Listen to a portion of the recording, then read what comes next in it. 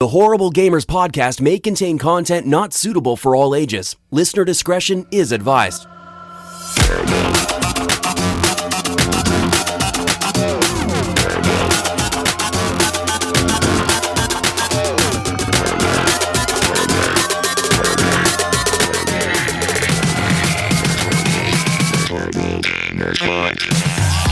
Welcome, ladies and gentlemen, to Horrible Gamers Podcast, show number 247, being recorded on March the 9th, 2019. I'm one of your hosts, Jesus Gonzalez, also known as Jesus Walks Out. Today, I'm joined by the crew from the West Coast, the best coast. My friend Henley Merrill, Gunny Chief, is back. Welcome, Gunny. Yay! What's up? Yeah, fuck yeah. Welcome. It's the Welcome. weekend, ready to game. That's right, and from the great state of Michigan, where the Flint water is still tasting like shit, Eric St. Nicholas Smith, welcome. Hello. Hello. Hi. Governor. Welcome to the show. This is what Flint water did to my voice. Flint water. Eric, are you going to Nice. Flint and delivering them water? Are you giving the Flint people water? No. You know what? As a fellow Michigonian, is that what you guys call yourselves? I don't know, but I guess that's what it is now. You should buy lots of water. All the water you can buy. Just spend your whole paycheck on water and go give water to the Flintonians of Michigonians. All right, you should go give them all the water. Just buy a water Maybe I truck. will. After the podcast, I'll go drop off a bunch of water. Good. No, I'm proud of you. I am proud of you, as well Thank as you. all the listeners. They're all happy for you. And you can go to at Twitter @_horrible gamers. You can follow us there. We have a Twitter tweeting account. And you can always do us a review on iTunes, Facebook, and all the fucking good places. You want a thumbs up on Stitcher, 5 stars on Google, 5 stars on iTunes, 5 stars on Apple Podcasts, 5 stars on everything. You can give us 5 stars Google on Podcasts. Facebook, Google Podcasts, Spotify. You want to recommend your friends to go listen to us there if they can. Just do it. And you can join our group, Horrible Gamers Podcast Community, on Facebook, Horrible Gamers Group. It's a closed group, so it means anything you post in the group is not visible by members outside, or people that are not members, I guess. So non-members cannot see what you post in there, pretty much is what I meant to say. Sorry, that would sound very confusing, but whatever. You know what I mean. It's a closed group. And feedback at horriblegamers.com is our email address. You can also join the Patreon at patreon.com/horriblegamers, where we put out extra shows called HGP Plus shows, and we discuss anything pretty much at this point. You just pick a topic Just like, and go. fuck, just go. I don't even know what we're doing over there. We're just like recording ourselves daily and just putting whatever we can up there. Yeah, fuck yeah. So go join that if you want to listen to more of us during the week. Like Jonathan Hall, Haas, Ellen, Maybe, Joshua Wolf, Evan Tanaka, John Jerome, Adam Sunday, Clint Theo, Dirty Bite, Robbie Wheat, David Snyder, Brian Capessa, Nathan Rallis, The Mayo, and the newest member, Jonathan Arcelo, a.k.a. Nipron. Nipron is his gamer tag on Steam and Oh, that's all that. Nipron. Okay. Yeah, that's Nipron, dude. There's our boy Nipron. Yeah, represent. Newest member to the group. Yeah, welcome to the Patreon crew. You are now a Patreon machine. Bacon strip. If you know what I mean. That's what you guys are. Yeah. Our intro song is done by Fowler and Twistix, and it's called The Breakout. Our outro song is done by Broke for Free, and it's called Night Owl, and you can listen to them anywhere you can find music. And what else? Oh, one more thing. This is kind of like an ad break. All right. Ad time. So my friend who built a computer called Jason, he does JB's custom gaming PCs. He sells PCs. That's right. He sells them because he sold me mine. So I know that, and that's a fact. He sells them.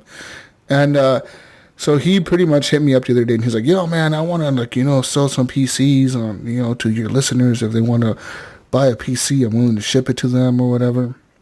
Super cool, dude.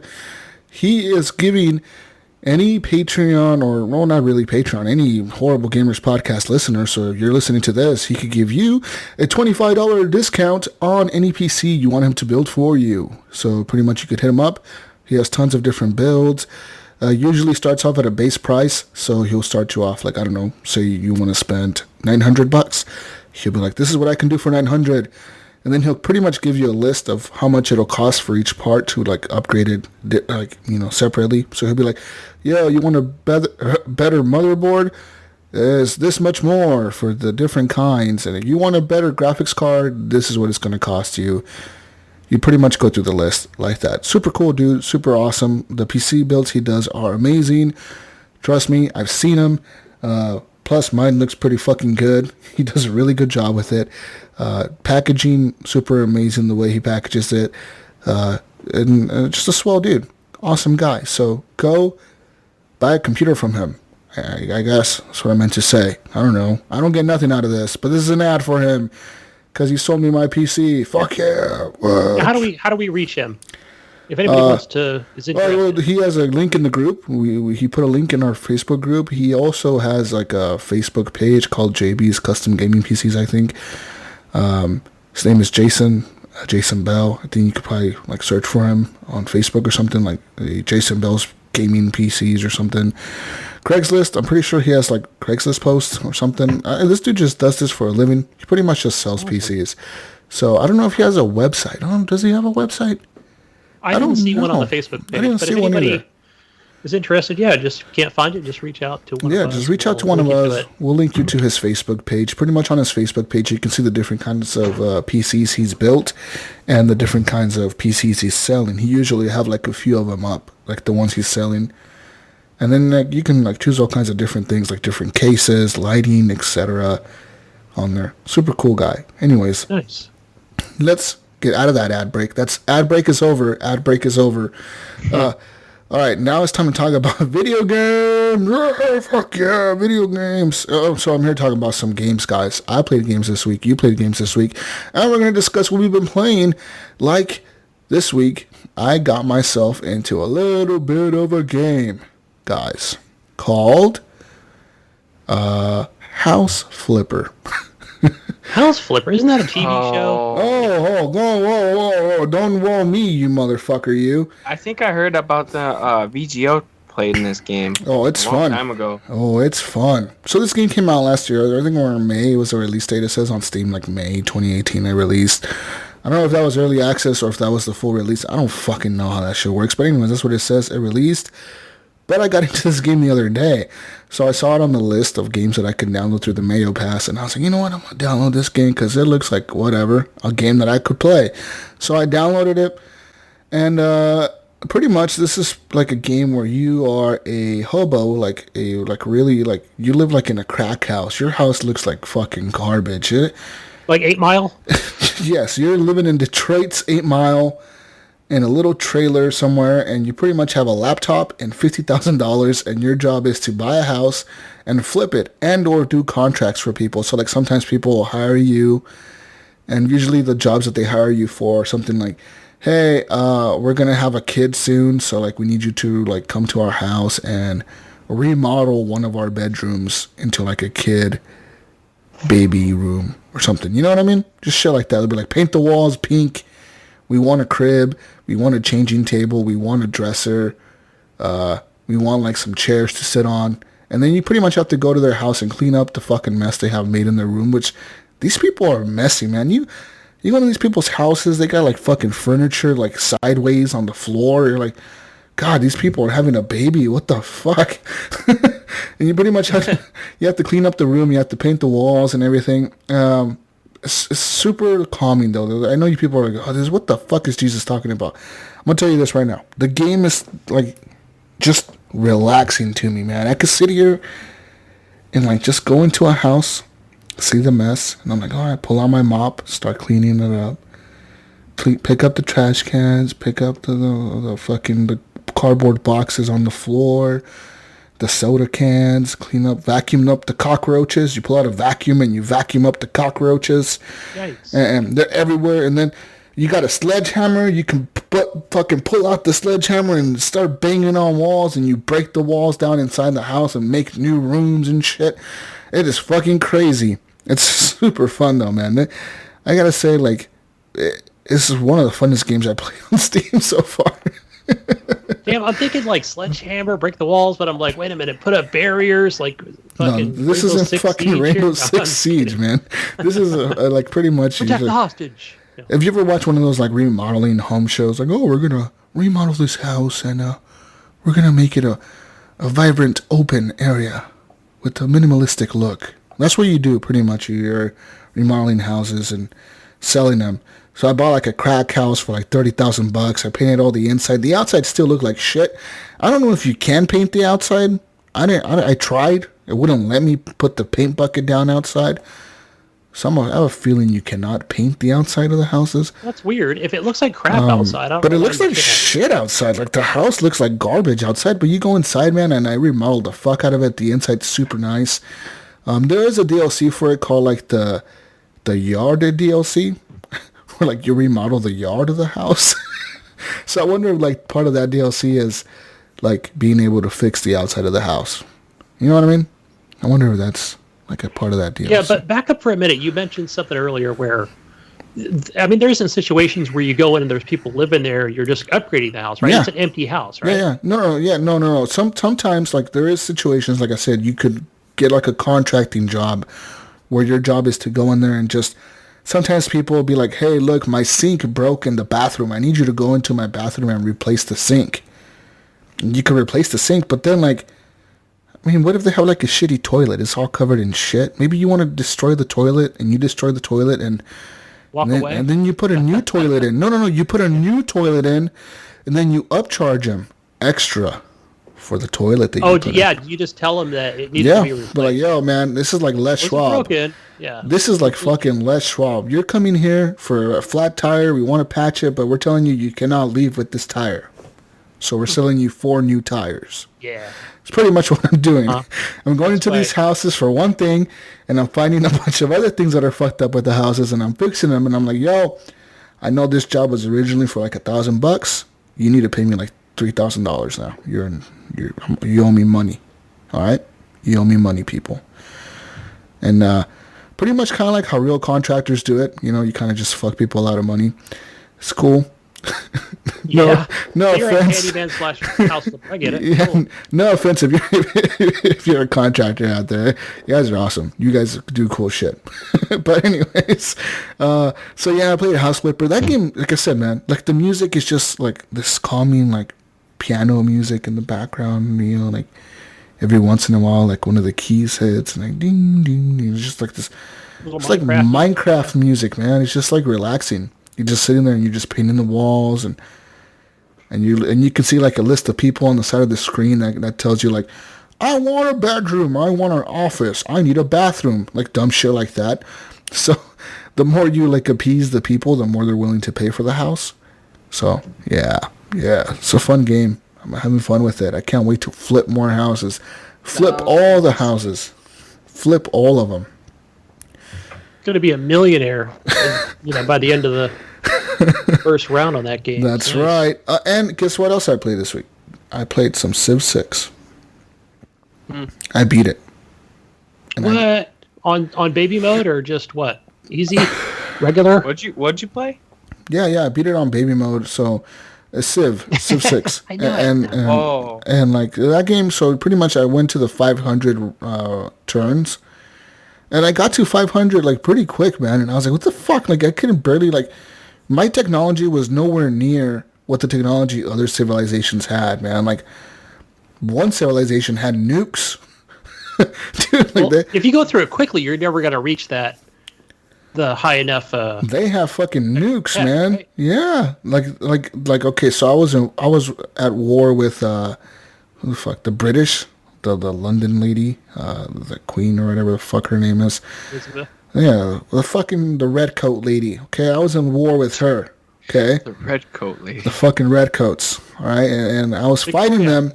All right. These fuckers tried to invade my capital at one point because I was at war with the Germans and I overtook the Germans and I had all my army to the left, bottom left of the screen.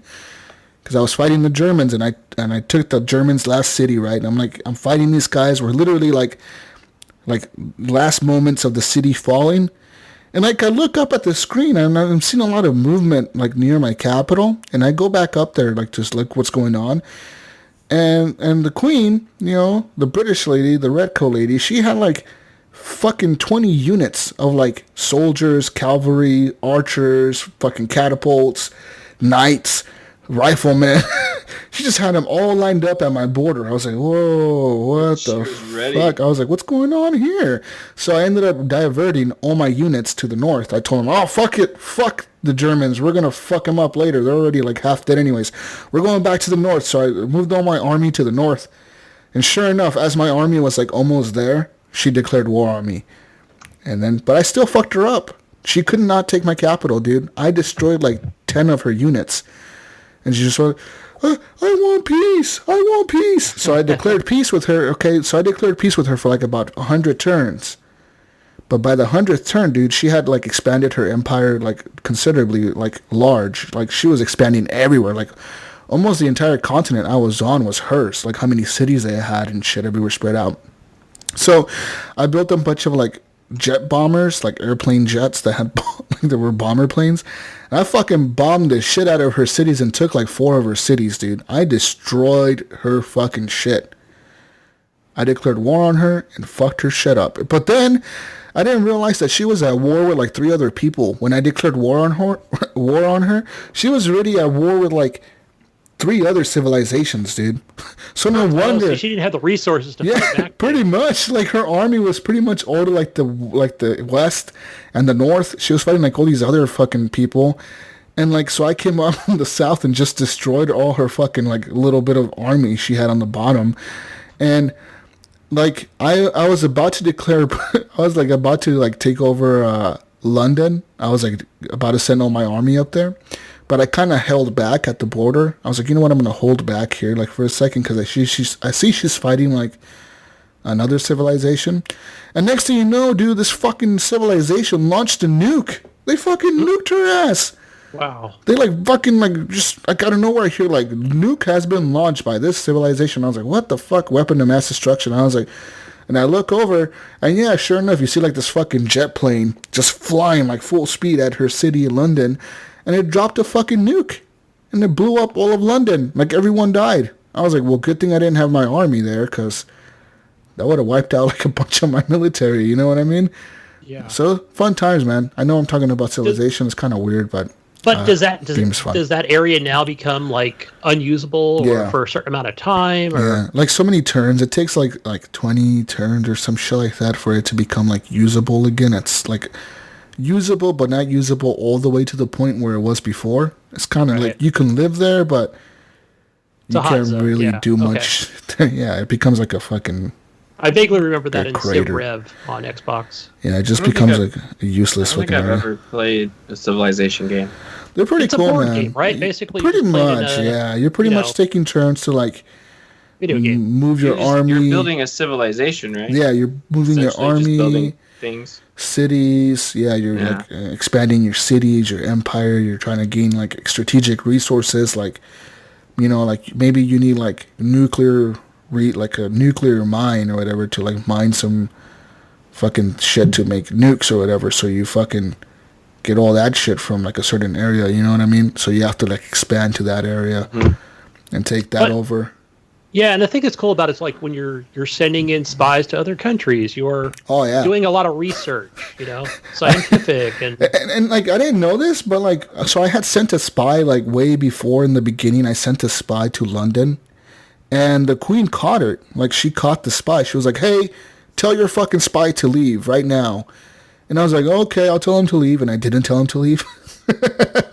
So my spy got captured. And when I was fighting the British, so she was trying to give me a bunch of shit to like declare peace. She's like, look, all I want is peace. I'll give you metal. I'll give you horses. I'll give you gold. I'll give you she had like a list of shit she would give me to like give her peace, right? Because she knew I was going to just steamroll her constantly, you know what I mean? So I took the offer she gave me for peace. And like, it was just insane, dude. Like, Because she was getting fucking destroyed by everyone. It's a cool game, though. I like it. It's fun. It's fun to me. Yeah. Cool. Civ 6. They got a new expansion now, too, by the way. I saw that just came out recently. So. The destruction of worlds or some shit where you get, like, natural disasters, pretty much. Like, the game's not hard enough as it is. Are you now the next playthrough, or are you just going to go on a normal or a little more veteran style? The game is fucking hard. There's no way I can play this on veteran yet, dude. I got to do, like, another noob run-through. Because, like, there was points in time when my country was running out of money. Like, I was in a deficit. Like, I was spending, like, 50 gold when I had no gold. So I was like, I was doing all these trade deals with people, but I didn't have no fucking gold. So I was just lying to them. I was like, I'll pay you 2 gold for this. And they're like, okay, cool. And I'd never paid them because I couldn't afford to. So, like, I had to make them another deal that would benefit them. So I gave him, like a bunch of, like, shit, like oil and metal and, like, that. What the fuck do you use to make nukes? What's that shit called? Plutonium? Yeah, that. I was giving them a bunch of that to a bunch of civilizations because I had, like, 3 different resources of that. So, yeah. Okay, you were probably mining that. That's good. I was mining the shit out of that, even though I had no valuable. Nukes. I had no nukes, but I had a lot of that. That's right. Jesus. Nice. Anyways, enough civilization. Fucking Civ. Other games I played this week. Let's talk about more games, guys. Let's talk about more games. Apex Legends! Woo, woo, woo. Played that on PC just before the show. I gotta say, playing with the controller, Gunny, I do pretty fucking good. Even on PC, huh? Even on PC. I fucking wrecked like a whole squad right now before the fucking show, man. I got killed by another squad because they kind of like flanked us and they got the drop on me and they fucking destroyed me. But yeah, it's pretty good. It's kind of hard for me to like run and slide because slide is left control, and you have to be running with shift and then move your pinky down to control to slide. Oh yeah, that's a little tough to. That's one thing I'm trying to get used to. And also like what's that? Like your special. You either use Q or E for like the regular like like LB, like the little special thing like the scanning or something or whatever, and then you have to use X to activate like your ultimate, and like that's kind of weird for me to hit X. I'm still not used to hitting X with my finger. Yeah, like I was playing PUBG today on Xbox and I was like, oh yeah, I went to hit crouch and I thought it was control. I was like pinky time, and that didn't work. No. Yeah, it's kind of tricky for me to still do that with X. It's the one that X and Z. Whenever the fuck I have to hit those, I have a hard time. I'm like, fuck, what the fuck is that? Do you like playing with controller or keyboard and mouse more? Apex controller because I already know the layout. Right. On PC on mouse and keyboard, I forgot what button was for inventory. Like to drop things, pull out my backpack. Probably I fucking forgot. I was like, I guess my inventory's full now. I don't know how to get rid of this shit. I don't know. I don't know how to get rid of it. I just started pressing everything on the keyboard. I was like, I found it. Can't you just configure it to make it I, or is there something that's already No, you can totally. Configure it. That's the cool thing about PC. Like you can totally go in and every single key that you hit. Right. You can change it to whatever you want it to be.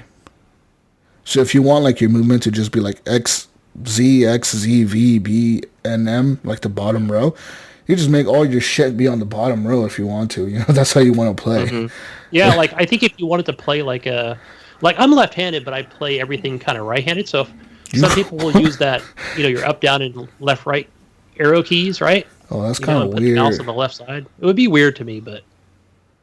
I guess that makes sense, though. They're all right there. Yeah, but then you're just kind of changing all the keys around for everything else. It would be way too confusing. Yeah, that is kind of weird. That must be for left-handed people. I remember left-handers play right-handed. I remember when I played FIFA 2000 on my computer. I would play with the arrow up, arrow down, and left and right to move my character rather than the WASD. Man, that was a fun game. I played that game so much. That was so fun. It looked like crap, but it was so much fun. Yeah, but yeah, I mean, I gotta say though, with the mouse though, man, like aiming, you get headshots so easily. I dropped this one dude because I played, like I said, I played my first match with the mouse and keyboard, and I fucking dropped this dude from like a mile away, man, with this like a fucking G7, and just like boom, boom, 2 headshots, and he was fucking dead. Like he was fucking down real quick. I was like, holy shit, like that's insane. Well, that's what they say. The precision's a lot better with mouse and keyboard. like I was like, how the hell did I get that headshot? Like the dude just fell. I was like, that's insane. Because like for some reason, I feel like with the mouse, there's no recoil on the guns, or the gun, like the recoil is like gone. I don't feel like it's there. Right. It's weird. I mean, there is recoil, but I think, I'm just going to go back to the refresh rates again. It's just like, I don't know what it is. I don't feel any recoil, man. There's no like a rumble kind of thing when you hold a controller. You can feel that vibration when you shoot. I know you don't probably get that with a mouse and keyboard. I wouldn't know. I don't have one. No, you don't. Yeah. So that's probably why you don't feel a recoil. Yeah, there's like no recoil. It's just like you could just shoot like an R301 or whatever, one of those like assault rifles. You just shoot that fucking thing fully auto and just like straight laser somebody. Like, what's up, bitch? You're dead. maybe that's why all the streamers are really good. Yeah, and are very precise. I would not doubt that that's exactly why they're fucking good, because they all play on PC, right? So, yeah. There's that. I've been playing a little bit of that, so Apex, and now I've also been playing a little bit of Anthem. Not a whole lot, just a little bit. Haven't really had time to get into that game as much as I wanted to. Are you playing it on PC or Xbox? PC. I'm playing on Xbox. I played a little bit today since you're talking about it. I guess I could. I just Wingman reminded me, like, oh yeah, I better fire that up. I've still got 7 hours left on my EA access, so. Yeah, I just went in and did, like you said, Eric, I did the free roam. Mm-hmm. And that was cool. Like, I got grouped up with, like, 3 or 4 other dudes. Yep. And just kind of went through and did, like, a strike or whatever it was. Have you guys played it since the new patch came out today? I think it was today. I haven't had time to play it. I heard it's actually helped a lot. It patched today, so before I could play it. It helped a lot, I heard. Heard it was really good. I heard the loot's getting better, too. Like people are getting masterworks like freaking candy. What's a masterwork? Well, not real sure. Like, it's like the best that you can get for your gun. Like, I think for like level and stuff. I'm not real sure, like 100%, because I'm not at that level yet. So, but once I get it, I will let you know. I could probably look it up online. Yeah, so I have a question for you, Eric. Like today, we got near the end, and I had just used like my special rockets and shit like that. And I thought, I'm doing pretty good. I'm not really getting hit. But I think there was so many enemies around, it said, hey, your javelin needs to be repaired. So is that basically just kind of going down? I'm not dead? No, you can go into the forge part and you can change it.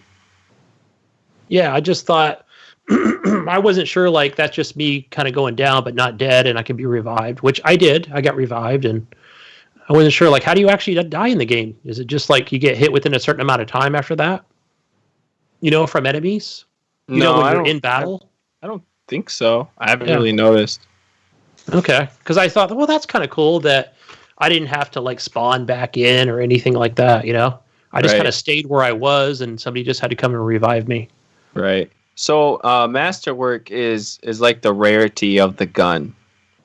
So I don't know if it's better than Legendary. I don't know. What do you think? Do you think Masterwork sounds better than Legendary? Sounds like it is. Yeah. Does sound like it, don't it? So yeah, it's just a rarity of a weapon. It sounds like it. Yeah. Yeah, but I can't help but I play this game, guys. If you guys remember that Lost Colony games that are now backwards compatible. What the fuck is Lost Colony? Not Lost Colony. Lost Planet. Lost Planet, yeah. Yeah, that was... Say, what the heck? Yeah, that might have been one of the names of the game. But, yeah, like the hit markers and everything. So I kind of feel like it's that meets like Iron Man, which is kind of cool when you just kind of hover in the air. Yeah. That part is pretty cool. Yeah. I like that. Because then I could just target enemies and, until I run out of juice or whatever and go back down. But yeah, love flying around like Iron Man, shooting shit. Cool, man. Cool. Yeah. The game's pretty too. Ooh. Anyways, let me go and tell you about something I played. This week. I played me some American Trucking Simulator. Fuck yeah! Did you play that? I have that game. All right, listen. I've always looked at big trucks. The big trucks, driving down the highway. I'm always like, that big truck, so big. People must be driving that thing. Wonder what it's like to drive myself a big truck. Well, now I can drive a big truck. On PC. So right, it's not on console. So I got me a big truck. And I went I took myself from Vegas, my hometown, and I was supposed to go somewhere, I don't know where the fuck, some other city, but I never made it because I crashed my truck. You call a tow truck, right? Yeah, dude. Oh, right. It's totally like a fucking simulator, man. It tells you like, yo, man, you could run out of fuel. Your fucking battery can die. Your fucking your flat tires. Yep, you can go. Like if you damage the cargo, you get paid way less. Yeah.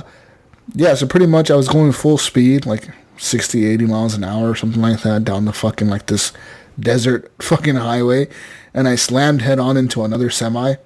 So I was like, I want to know what happens, and like all that happened was like, all the lights on my dashboard started flashing. My truck died. Right. It's not an arcade where it blows up or anything like that. I want to see if it blew up or something, like, all right, full speed, fuck yeah. Yeah, no. All that happened was my lights started flashing, and it was like, you need to call a tow truck. And then I had to pay like $1,000 to call a tow truck to take me back to Vegas, fix my truck, and head back out and do the same thing again. So I never made my delivery, but I need to play more of that. I need to. They have. I think some of the DLC. There's like Portland, San Francisco. Oh yeah. Phoenix. Yeah. There's like New York everywhere. City. Yeah, you fucking drive across the country if you want to. It's super interesting. But yeah, American Truck Simulator. Fuck yeah. This week I'm gonna try Ship Simulator. I have it downloaded. I just haven't launched it. What else have I played on the PC machine? See, the PC machine has expanded my horizons and my visions to play all the games that I would have never played otherwise. So I've just been exploring, guys. I've been exploring the games. Looking around. Eric, you ever thought to yourself, I wonder what it's like to be a Border Patrol agent? Never have. I thought to myself, like, I wonder what it's like to be a Border Patrol agent. Like the guy that has to look at, your passport. He has to make sure you got the right ID. He has to make sure you're you before he lets you anywhere in, like you got to make sure this person's legit to come in here, right? You got to like check this shit. Sure.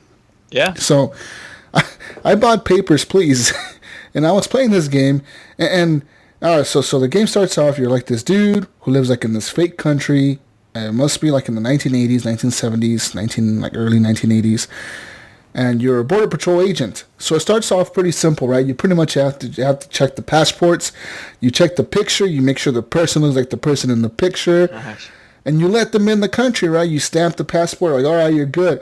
But then as the game goes on, it gets harder and fucking harder, man. Like now, dude, when I'm playing, I have to check like 7 different fucking pieces of paper to make sure they're all legit. I gotta make sure the stamps are the right ones. I gotta make sure that the issuing city that issued the passport is from the right country, from the right city. I gotta make sure the person says that they weigh as much as they weigh, that they're as tall as it says on the paperwork that they are. If something's like off, say like a name is off, and I ask them like, hey, your name is off. They're like, oh, I changed my name or whatever. Then you got to fingerprint them and make sure the fingerprints match. This sounds like a horrible game. I've had terrorist attacks happen in my border crossing. What country are you customs agent or immigration, whatever you are. I forget what the country's called. It's a made-up country. I don't even know what it's called. But there's like 7 other countries in the game that you have to make sure you have to check all these passports, man. And there's a story there that I don't know what the story is. You're working for this fucking country, then like this terrorist group is paying you off to like let terrorists through. They're terrorists, but they're not really terrorists. They're like revolutionaries or whatever. But I guess to the country they would be terrorists. But they pretty much go up to you and they're like, hey, they like slide you a piece of paper, like hey, look at this piece of paper here. I need you to let this person in. If you don't let them in, you're gonna pay the price. Like, but we'll pay you money if you let them in. Like, they gave me like $10,000, dude. So I'm like, sure, I'll let them in. But then the government found out I had $10,000 and they took it away from me. And now I'm poor again. So I helped them for no reason because I have no money now. The game is pretty interesting. It's a hard fucking game. I'm having a hard time with it at this point because, like I said, there's like, you literally have a quota, like how many people you can let through in a day, or you should let through in a day, because that's how you make money. You get $5 per person. You got rent, food, and bills to pay at the end of each day. If you don't have enough money, you're screwed, man. So it's a really hard fucking game because you literally have to sit there and look at like 8 different documents, and like, it's hard. It's not like a job. It is a job simulator. Yeah. It's like a job almost. It's almost like a job. But you know what? Now I know what it's like to be a Border Patrol agent, guys. Now I know what it's like. That's right. Damn. Anyways. Any more simulator games? No more no more. Wait, have I played any more simulators? Oh, I almost played a simulator. Jedi Simulator on the PSVR. I played me some Beat Saber. That's the music game where you're slashing the bricks with the lightsabers. Pretty much, they're pretty much lightsabers. You know, if you look at them, they're pretty much lightsabers. That's what I call them. Yeah. So yeah, you're pretty much slashing the bricks, and I've got to a point in that game where like, it's so hard, man. So fucking hard. I do not know if I'll be able to beat it. I don't think I can. Too much, huh? It's just what if you had 2 people? All right, think of Guitar Hero when Guitar Hero's on expert and like you got like those colors coming at you, like 100 colors coming at you at like super fast speed. That's this, but like with these bricks, dude, and you gotta fucking slash them all, and if you miss so many of them, you miss the combos and you don't get enough points, and it is like it stressed me out the other day. You're gonna have muscles. You will have muscles by the end of this. I think you can do it. I mean, I've tried, man. Like I thought I was stuck before that. Like I thought last time I played it, I got stuck in this one part. But then I went into it the other day, like yesterday. I went into it or Thursday night, and like I was able to beat it like right away. Like I tried it like 2 or 3 times, and it was just like I got it. It clicked. Everything was like perfect. Well, like Gibb says, sometimes you just got to walk away and then come back to it, Yeah, like maybe my brain was just thinking the wrong way or something. I got to go back in there and try to beat Beat Saber. Cool thing about Beat Saber, the people that do have it, a new DLC pack is coming out. For the first time ever, they're going to add music to the game with the first DLC music pack coming March 14th.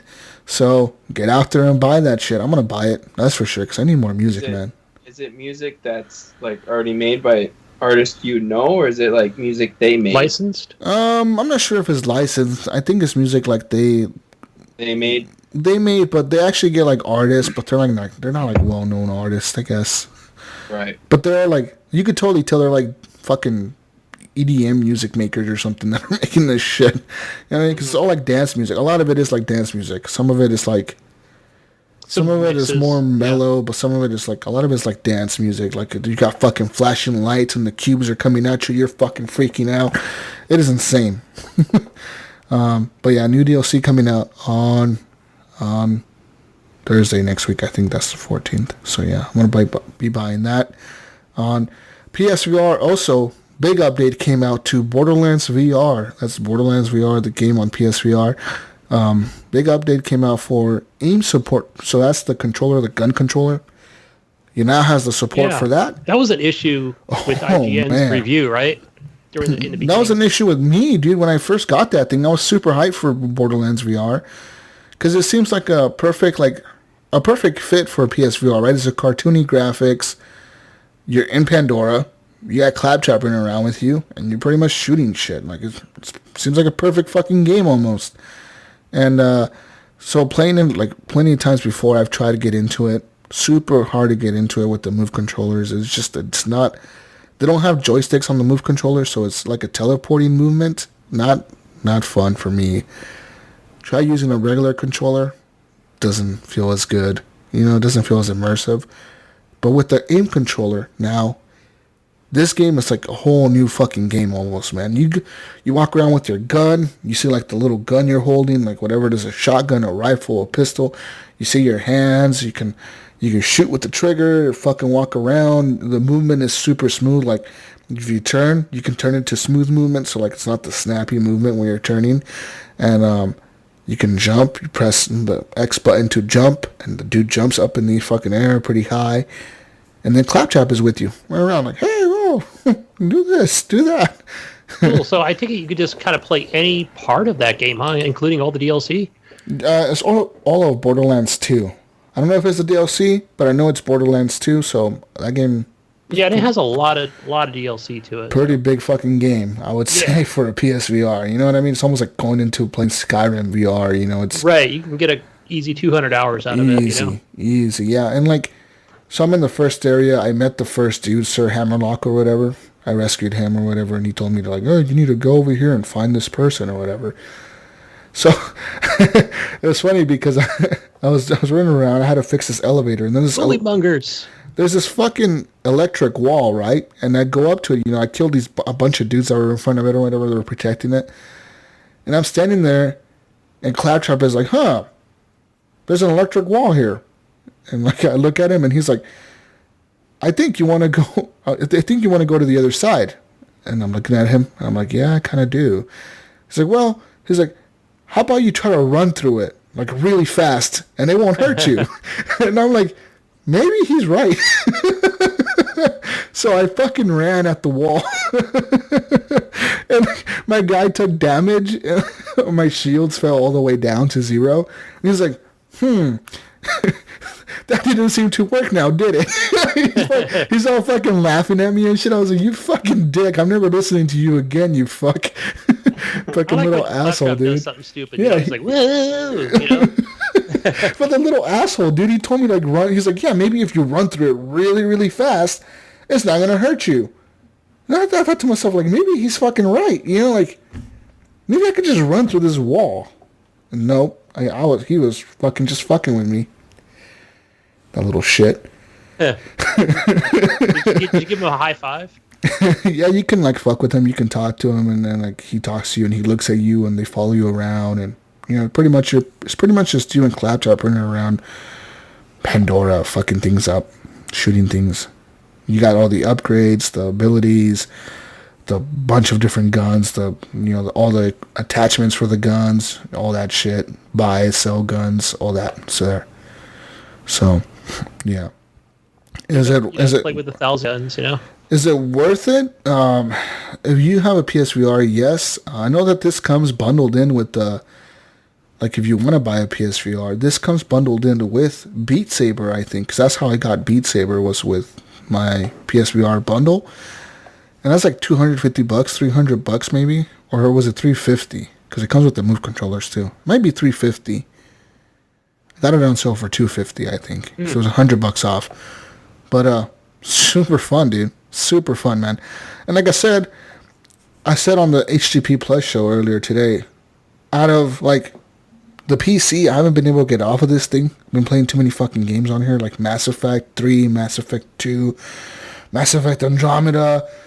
I'm doing all these fucking Mass Effect playthroughs, man. I'm just like Mass Effect out right now.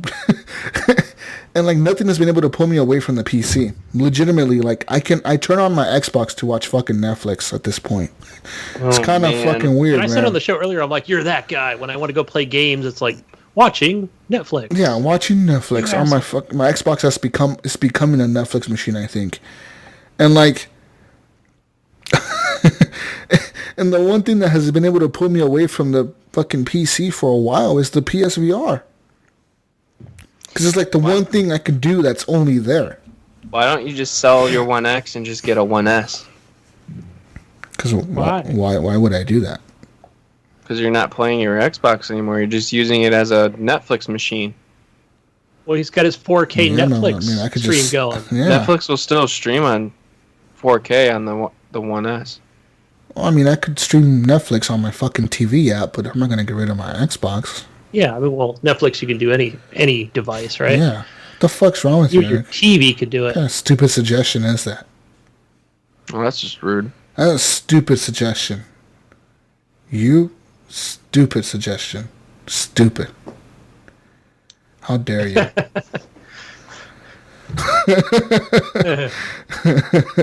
No, fuck no, I'm not going to get rid of my Xbox One X. I want to play other games on there. I'm probably going to end up buying Division 2 on there. Yeah, and I'm still undecided. Well, the thing is, I have no one to play with on PC, man. There's no friends on here. You guys are all fucking... People already have their crews, man. I don't have a fucking crew on PC yet. I need to switch everyone that I play with on Xbox to PC. The Mayo is getting... He already pre-ordered Division 2 on PC. I don't know. Maybe his schedule's different. The Mayo is on like at random fucking times. He's on when I'm not on. So it's that's how the Mayo Pass works. Yeah, that's how all this works. He's on when I'm not on. I'm on when he's not on. I don't know what to do. I don't know. I'm torn. I'm legitimately torn where to buy the Division 2. Yeah, so am I. If I buy it on PC, I get a free game. I get the Watch Dogs 2. I could get Primal? Far Cry Primal or Far Cry 5, I think. No, I think it was... Or some other shit. I don't fucking know. That was another... Yeah. Another Ubisoft game, Ghost right? Recon. Or Assassin's Creed, right? Origins or something like that? No, Wildlands. Oh, Ghost Recon? Okay, we'll see. Yep. Either of those three. I own all those games on Xbox. Yeah, and I didn't see. It's funny because I already own Far Cry Primal, and I have Watch Dogs 2 on Ubisoft on the Uplay app on PC, basically. Yeah, so I gotta know. I guess my only thing would be to buy, pre-order to get Wildlands, which I already own on Xbox. Yeah, so I guess it's a fucking hard decision. Hard decision, people. I don't know what to do with myself. Just get it for PC. Well, fuck no. Or is that another stupid suggestion? That's a real stupid suggestion. It's a real fucking stupid suggestion, Eric. All right, stay in your lane, motherfucker. You. Get it on PS4. Jesus. Just get it on PS4. Did you see on PS4 is 100 gig download compared to the Xbox One and the PC? Damn, like it's 100 fucking gigs on the PS4, dude. I don't know what they're. That's insane. Yeah, I don't know. Who knows? Anyways, that's all I really played this week. A list of like 5-10 different games, just all kinds of different games. That's right. Nice. Mm-hmm. Cool. I played a bunch of games. Tell me. Unless you want to go first, Eric. Nope. Go ahead. Yeah, so I've been playing the hell out of Metro Exodus. I had Friday off, so I've been playing that, and almost done. I'd say I'm halfway done with the desert map, and yeah, just going out and killing fools. I'm trying to get all those like question marks first before I go and do the main mission. And I don't know. I mean, they're good. They're fun. They're just like basically go into like a derelict ship and just fucking kill dudes or, knock them out, whichever you choose. Which I'm always trying to do the stealth route first. But then it's like I get to a point where it's like, hey, I know he's here somewhere. Where is he? I'm like, wait a minute, how did they see me? So that's after knocking out like 5 dudes. But, there's ways to do it. Turn off all the lights, hit all the switches. But yeah, it's fine. Like either way, I'll get to a certain point, and then it's like maybe that's just half the dudes I got to kill. So assuming I have enough ammo and enough fucking health packs with me that I can take them out. So I went into this derelict ship today that had like they had some kind of fighting ring to it, and it was like just took a half out stealth and fucking killed the rest, just throwing like Molotov cocktails at them and shooting them in the face. And I think what had happened was the way the mission played out, because it's not like it even shows on there. I think maybe I rescued some people, or freed them from that ship from being enslaved, just a fucking fight club is what it was. And that shit was pretty cool. I'm still waiting for the patch to come out for them to fix the aiming. So they're working on it. It's bad, man. Aiming is terrible. I think I did find a pistol. It was basically a pistol shotgun. Yeah. It's got like 2 or 3 shots to it, which was pretty cool because I thought, man, I know my aiming is not that fucking bad. I'm just like trying to aim in on him, and it does have the auto aim, man. Especially when the mutants, they like to dodge to the side, Yeah, they're always going left and right, like they're dancing or something. I'm like, stop moving. So it's a bitch to kill those guys because they jump to the left or they jump to the right when they're going down a hallway. They don't just run at you. They're jumping from left to right, so it's hard to fucking shoot at them. You're just wasting bullets pretty much. Pretty much, because I went to this bunker today. I met that chick, and then she's like, "Yeah, just go down to the bunker and make a left turn, and you're gonna find some of these like satellite photographs down there." Oh yeah, for sure. Oh god, you're like going way down there, and when the lights go out and shit, and and make sure you bring enough like filters or you have enough airtime in your tank. Yep. And then it's like, okay, you got to remember to take that off when you don't need it, but the game doesn't tell you, right? You just have to take off your mask and you'll hear your breathing. Mm-hmm. Like, okay, there's no heavy breathing, like it's okay now, So it's kind of weird that way. It doesn't exactly tell you when to wear it, when not to. Sometimes it'll prompt you. Sometimes it'll be like, press down on D-pad to take off your mask. Sometimes, not all the time. Yeah, because I would think I accidentally put it on when I was fighting these spiders down there. And you know how it is with the enemies. It's like 6 of them come out at once, right? They don't just send one after you. It's like, oh no, here's all 6. Well, and especially in that level, there was a point in that level where I got cornered by the fucking spiders, so I was just spinning in circles. I was legitimately spinning in circles, and the spiders were running at me, and then, when you flash your light on them, they kind of back away really fast. Yes. But then I would turn around, and they would be coming behind me, and I'm like, fuck, dude. Like, I had to, legitimately just spin in circles and go down the hallway spinning in circles because these fucking things were, in front of me and behind me. It was crazy.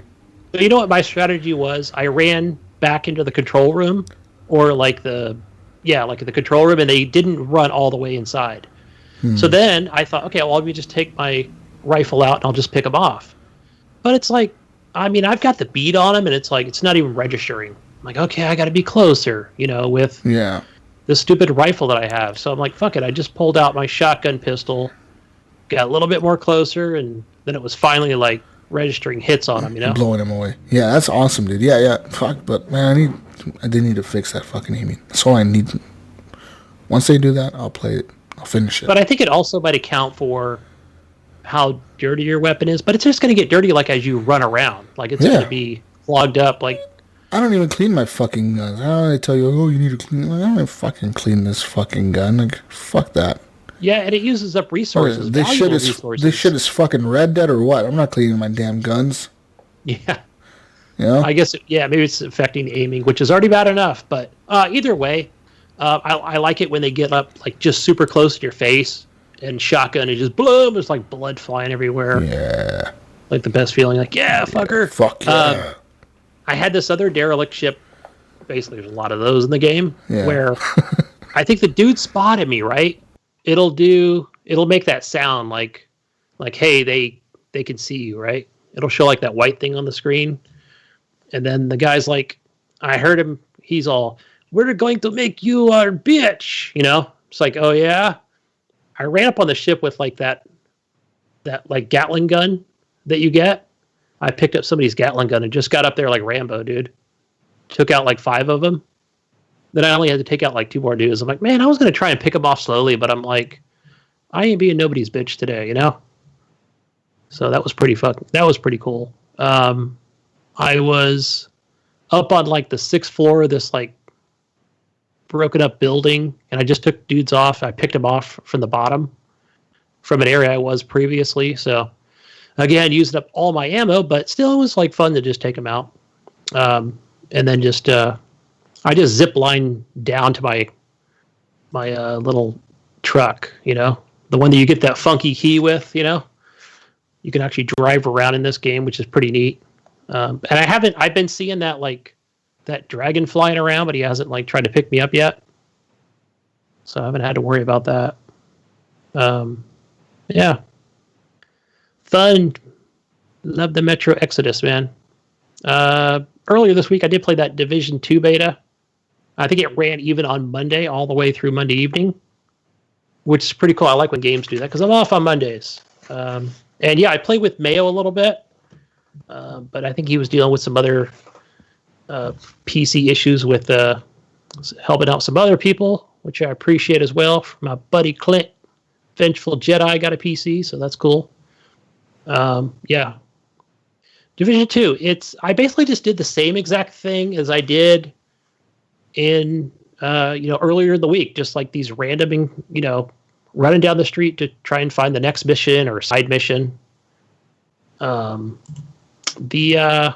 do have those like, basically these are like these chicks that come at you with the baseball bats. They're like, just melee. And I notice like they'll come up like they're always trying to run up behind me. I can hear them, but I'm just like, what are they just like popping onto the screen and just kind of run up behind me? I can't tell if it's like, is that annoying to me, or I'm like trying to just engage into a firefight, So I'm like, I don't know if I don't think I want them in there, It's like, just don't bring baseball bats to a gunfight. How do things feel in that game? Hmm? How do things feel in that game? It feels really good. Like, I think even playing on PC, it felt pretty much the same playing with the controller on Xbox. Like I was able to just hop over walls, pull a gun out, throw a grenade. The controls felt really good. Hmm. I think like Brink says, he uses that buttery smooth. That's how it felt. So everything's a much smoother frame rate. Is it a higher frame rate than Division 1? I would say so, yeah. I mean, because this is my first time playing on PC. Is Brink playing on Xbox? I don't know. He said he was out of town, so I don't know if he's playing on PS4 or Xbox One. So, or which console he's going to get it for. Okay. But yeah, and again, I'm undecided. I've played it on both. It feels good, Yeah, on both systems. Trying to figure out which one to get it on. I'm trying to figure out what game to get, but that or Metro. Yeah, and see, I'm like at that point. Don't get Metro. Metro will go on sale. Yeah, because you'll probably like play, let's say the Division 2, after you play that for a month, Mm-hmm. And Metro will be on sale by then. It'll probably be like 30, 39. Probably like $40 or something. I'm sure Metro will be on sale for like Christmas and stuff. Oh, on Christmas it'll be like fucking $20 by Christmas, man. But like, I don't know. You know what? Check it out, Eric. I think also it's on the Epic Store, right? Well, that don't help me any. Yeah, true. No. Look at this. I found a game right now, $39.99 on eBay for Metro. Right, and then there's that cdkeys.com. Again, it's a trusted site. I sometimes see like they do have Xbox specials, and 4A games. I would think even with them doing that exclusive on there, it should have like a sale. So it's not a big Division 2 comes out the 15th, right? Yes, Friday. Yep. Yeah. Okay. Yep. I don't know. I'm probably picking that up. But Eric, I'm just not sure what to pick it up on. Eric, what do you think about those, like these like melee characters? When you're in gunfights, they're annoying because they just charge you, but they're really easy to kill. Yeah. They are easy to kill, but it's like, why are they coming up behind me? Should I have spotted them first? I kind of see the scene as it's going to play out when I'm just running down the street. You see the 5, 6, 7 enemies. You can kind of highlight them and it'll bring them up. But then, do they just like pop out of the manholes? I mean, it's just like, come on, Yeah. I haven't played the beta or anything, so like my experience with those types of enemies, they're always in front of me, charging at me. They never come up behind me. Yeah, so maybe if they ever were behind me, I would hear them go. Yeah, they do that. It's like, all right, really, yeah. And I think the melee back or whatever is kind of crappy, so you're just better off just like shooting them. I don't think I've ever meleeed someone. I've done it a few times, but then you've still got people shooting at you and not them. So it's like, okay, how about like they should just make it to where I can equip a baseball bat, you know? Mm-hmm. How about that, Ubisoft? Because you got a fucking gun, Gunny. You got a fucking gun. What do you need a baseball bat for? You got a fucking shotgun. Well, if I'm getting hit with a baseball bat, I need a melee weapon. Yeah, shoot him in the fucking face. Yeah, but some of the main missions I do really like. I replayed them probably 3 times, and they're still just as fun. Those cutscenes are pretty cool. The cutscenes for like the main story missions and the Division. Yeah, and they do they do some of the best cutscenes. Yeah, but I'm definitely picking it up. I just don't know where. I like the map too. The Washington D.C. area. That place is pretty cool. I like how it's all fucked up and shit. It's not all snowy like New York City and the Division 1. It's like it's pretty lit up. Yeah, like the White House is a little. They've got one section. Well, I think there's like 3 sections to the White House. And you may have to enter them from different kind of areas, but I do see they've got like a clan section. There's like a clan lounge, but it was like blocked off, you know? Yeah. Locked till the full release of the game. Which I know they do have more areas like they have like in Division 1. So that's cool. They're going to have all these different options and areas you can go to buy and sell weapons, donate weapons, upgrade weapons, armor and all that shit. So I'm all about the loot, man. Next game I played was Hydro Thunder Hurricane. Me and my kid played that today. We were kind of going back and forth, racing boats and shit. That is a fun game, man. A boat racer? Yeah, Hydro Thunder. You remember that from the Xbox 360? It's pretty cool, man. It's like the one game we always never heard of it before. You've never heard of Hydro Thunder? Never ever. Yeah, it's really good. They have arcade machines for that shit, all kinds of stuff. Playing on. I mean, it's not in 4K, but yeah, it's like the one game we could play in the living room or just here in the what I would consider the game room. You know, we'll just fire up let's play some split screen Hydro Thunder. Hydro Thunder. Shit's cool, man. Played some Forza 4 on the Xbox 360. That one's not backwards compatible. See, I got kicked out of the gaming room early yesterday, so I had to go play some Forza 4. I gotta get that racing fix in, guys. You know? It is what that is.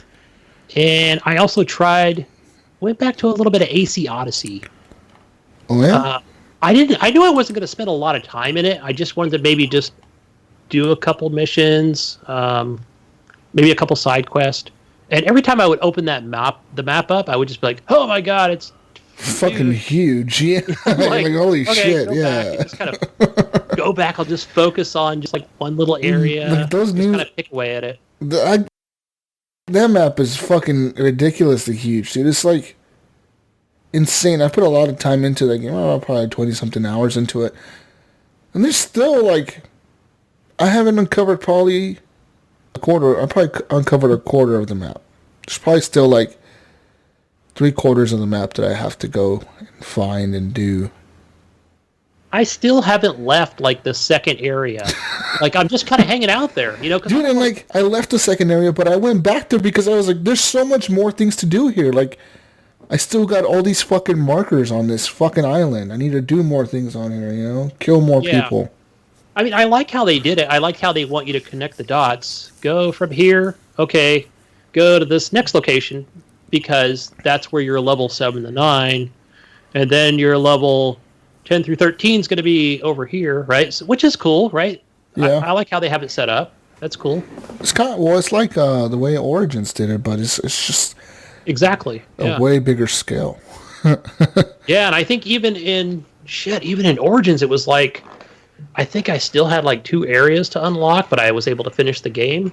Yeah. But it was through some grinding, and again, this is just set up same way, Dude, in Origins, I went back to that game not too long ago. I went back to it, and I ran into Anubis or whatever, the god, the trials or whatever. I somehow triggered that. I was in the middle of the desert, just running around, just literally. I went to the area of the map where it's just like flat desert. There's nothing there.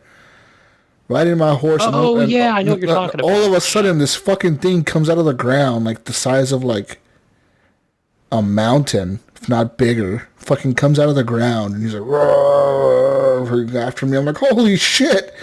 I took off running, and that thing fucking almost destroyed me, dude. Like, I was like, holy crap! How are you supposed to fight this thing?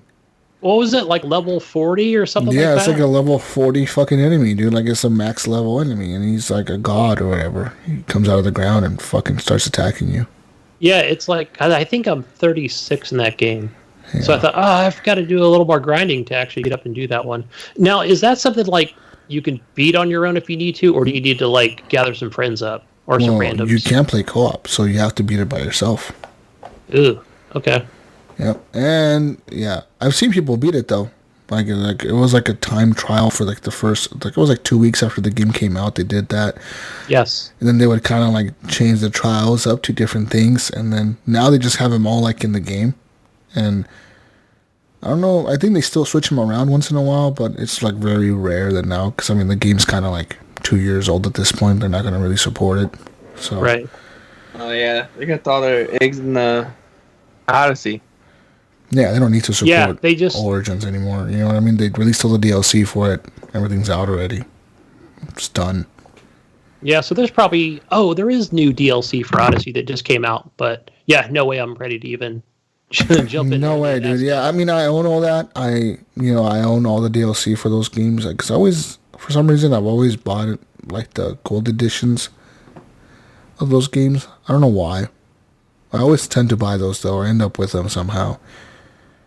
And there's no way I can never play the DLC for Origins, and I hear it's really good. Right. But I'll never play it. I got to give kudos to Gib877 because he's like, you know what, man, just never buy any of the gold stuff, you know? Like, if you're never going to play it, like, you're right, I'm just going to play the vanilla game, you know? I don't know why.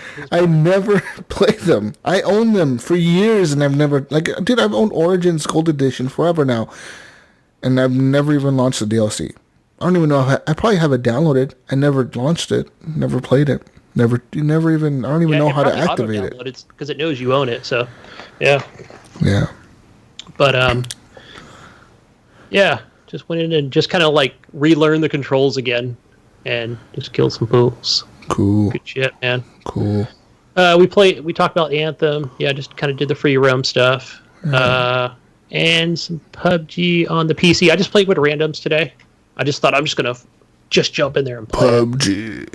Yeah. And hey, I learned what push to talk is because I heard the dude. He was talking like one of the Jerky Boys, you know, like from the old time Jerky Boys, you know. And I was cracking up, but I'm just like, hello. Like, yeah, gotta learn this PC stuff, man. I'm not in Discord right now, so I'm just in the straight up game. But man, we got owned. I went down pretty quick, probably through all 5 matches.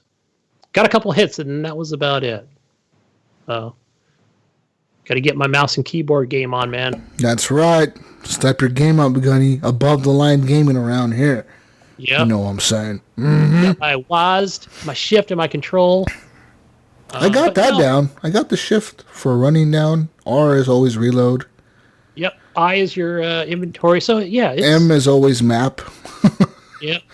Yeah. Spacebar is jump. Tab is usually something like a menu or something that you could pop up. Usually.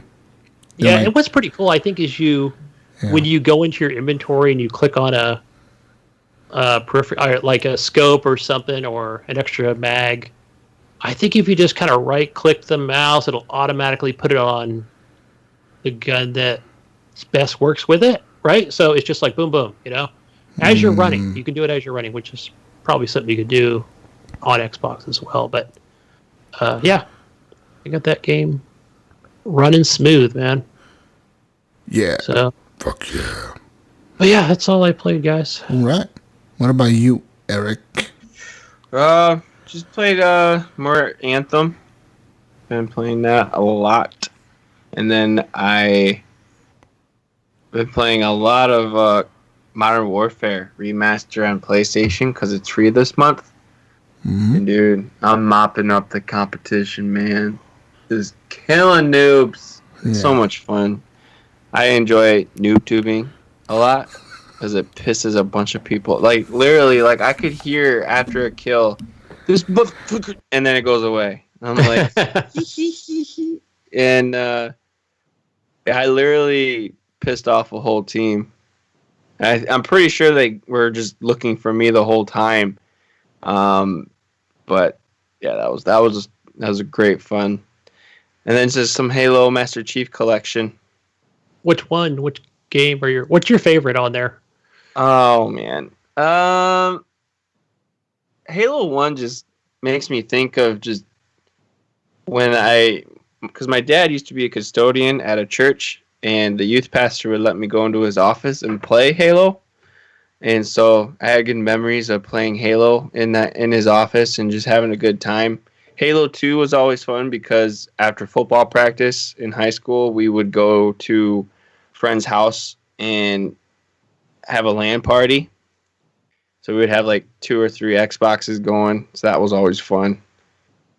And then Halo 3. Man, I have some good memories with Halo. Halo 3, I remember just going to a bunch of parties and just playing Halo in a living room while everyone's getting drunk and partying it up. And I'm playing video games in the middle of a party.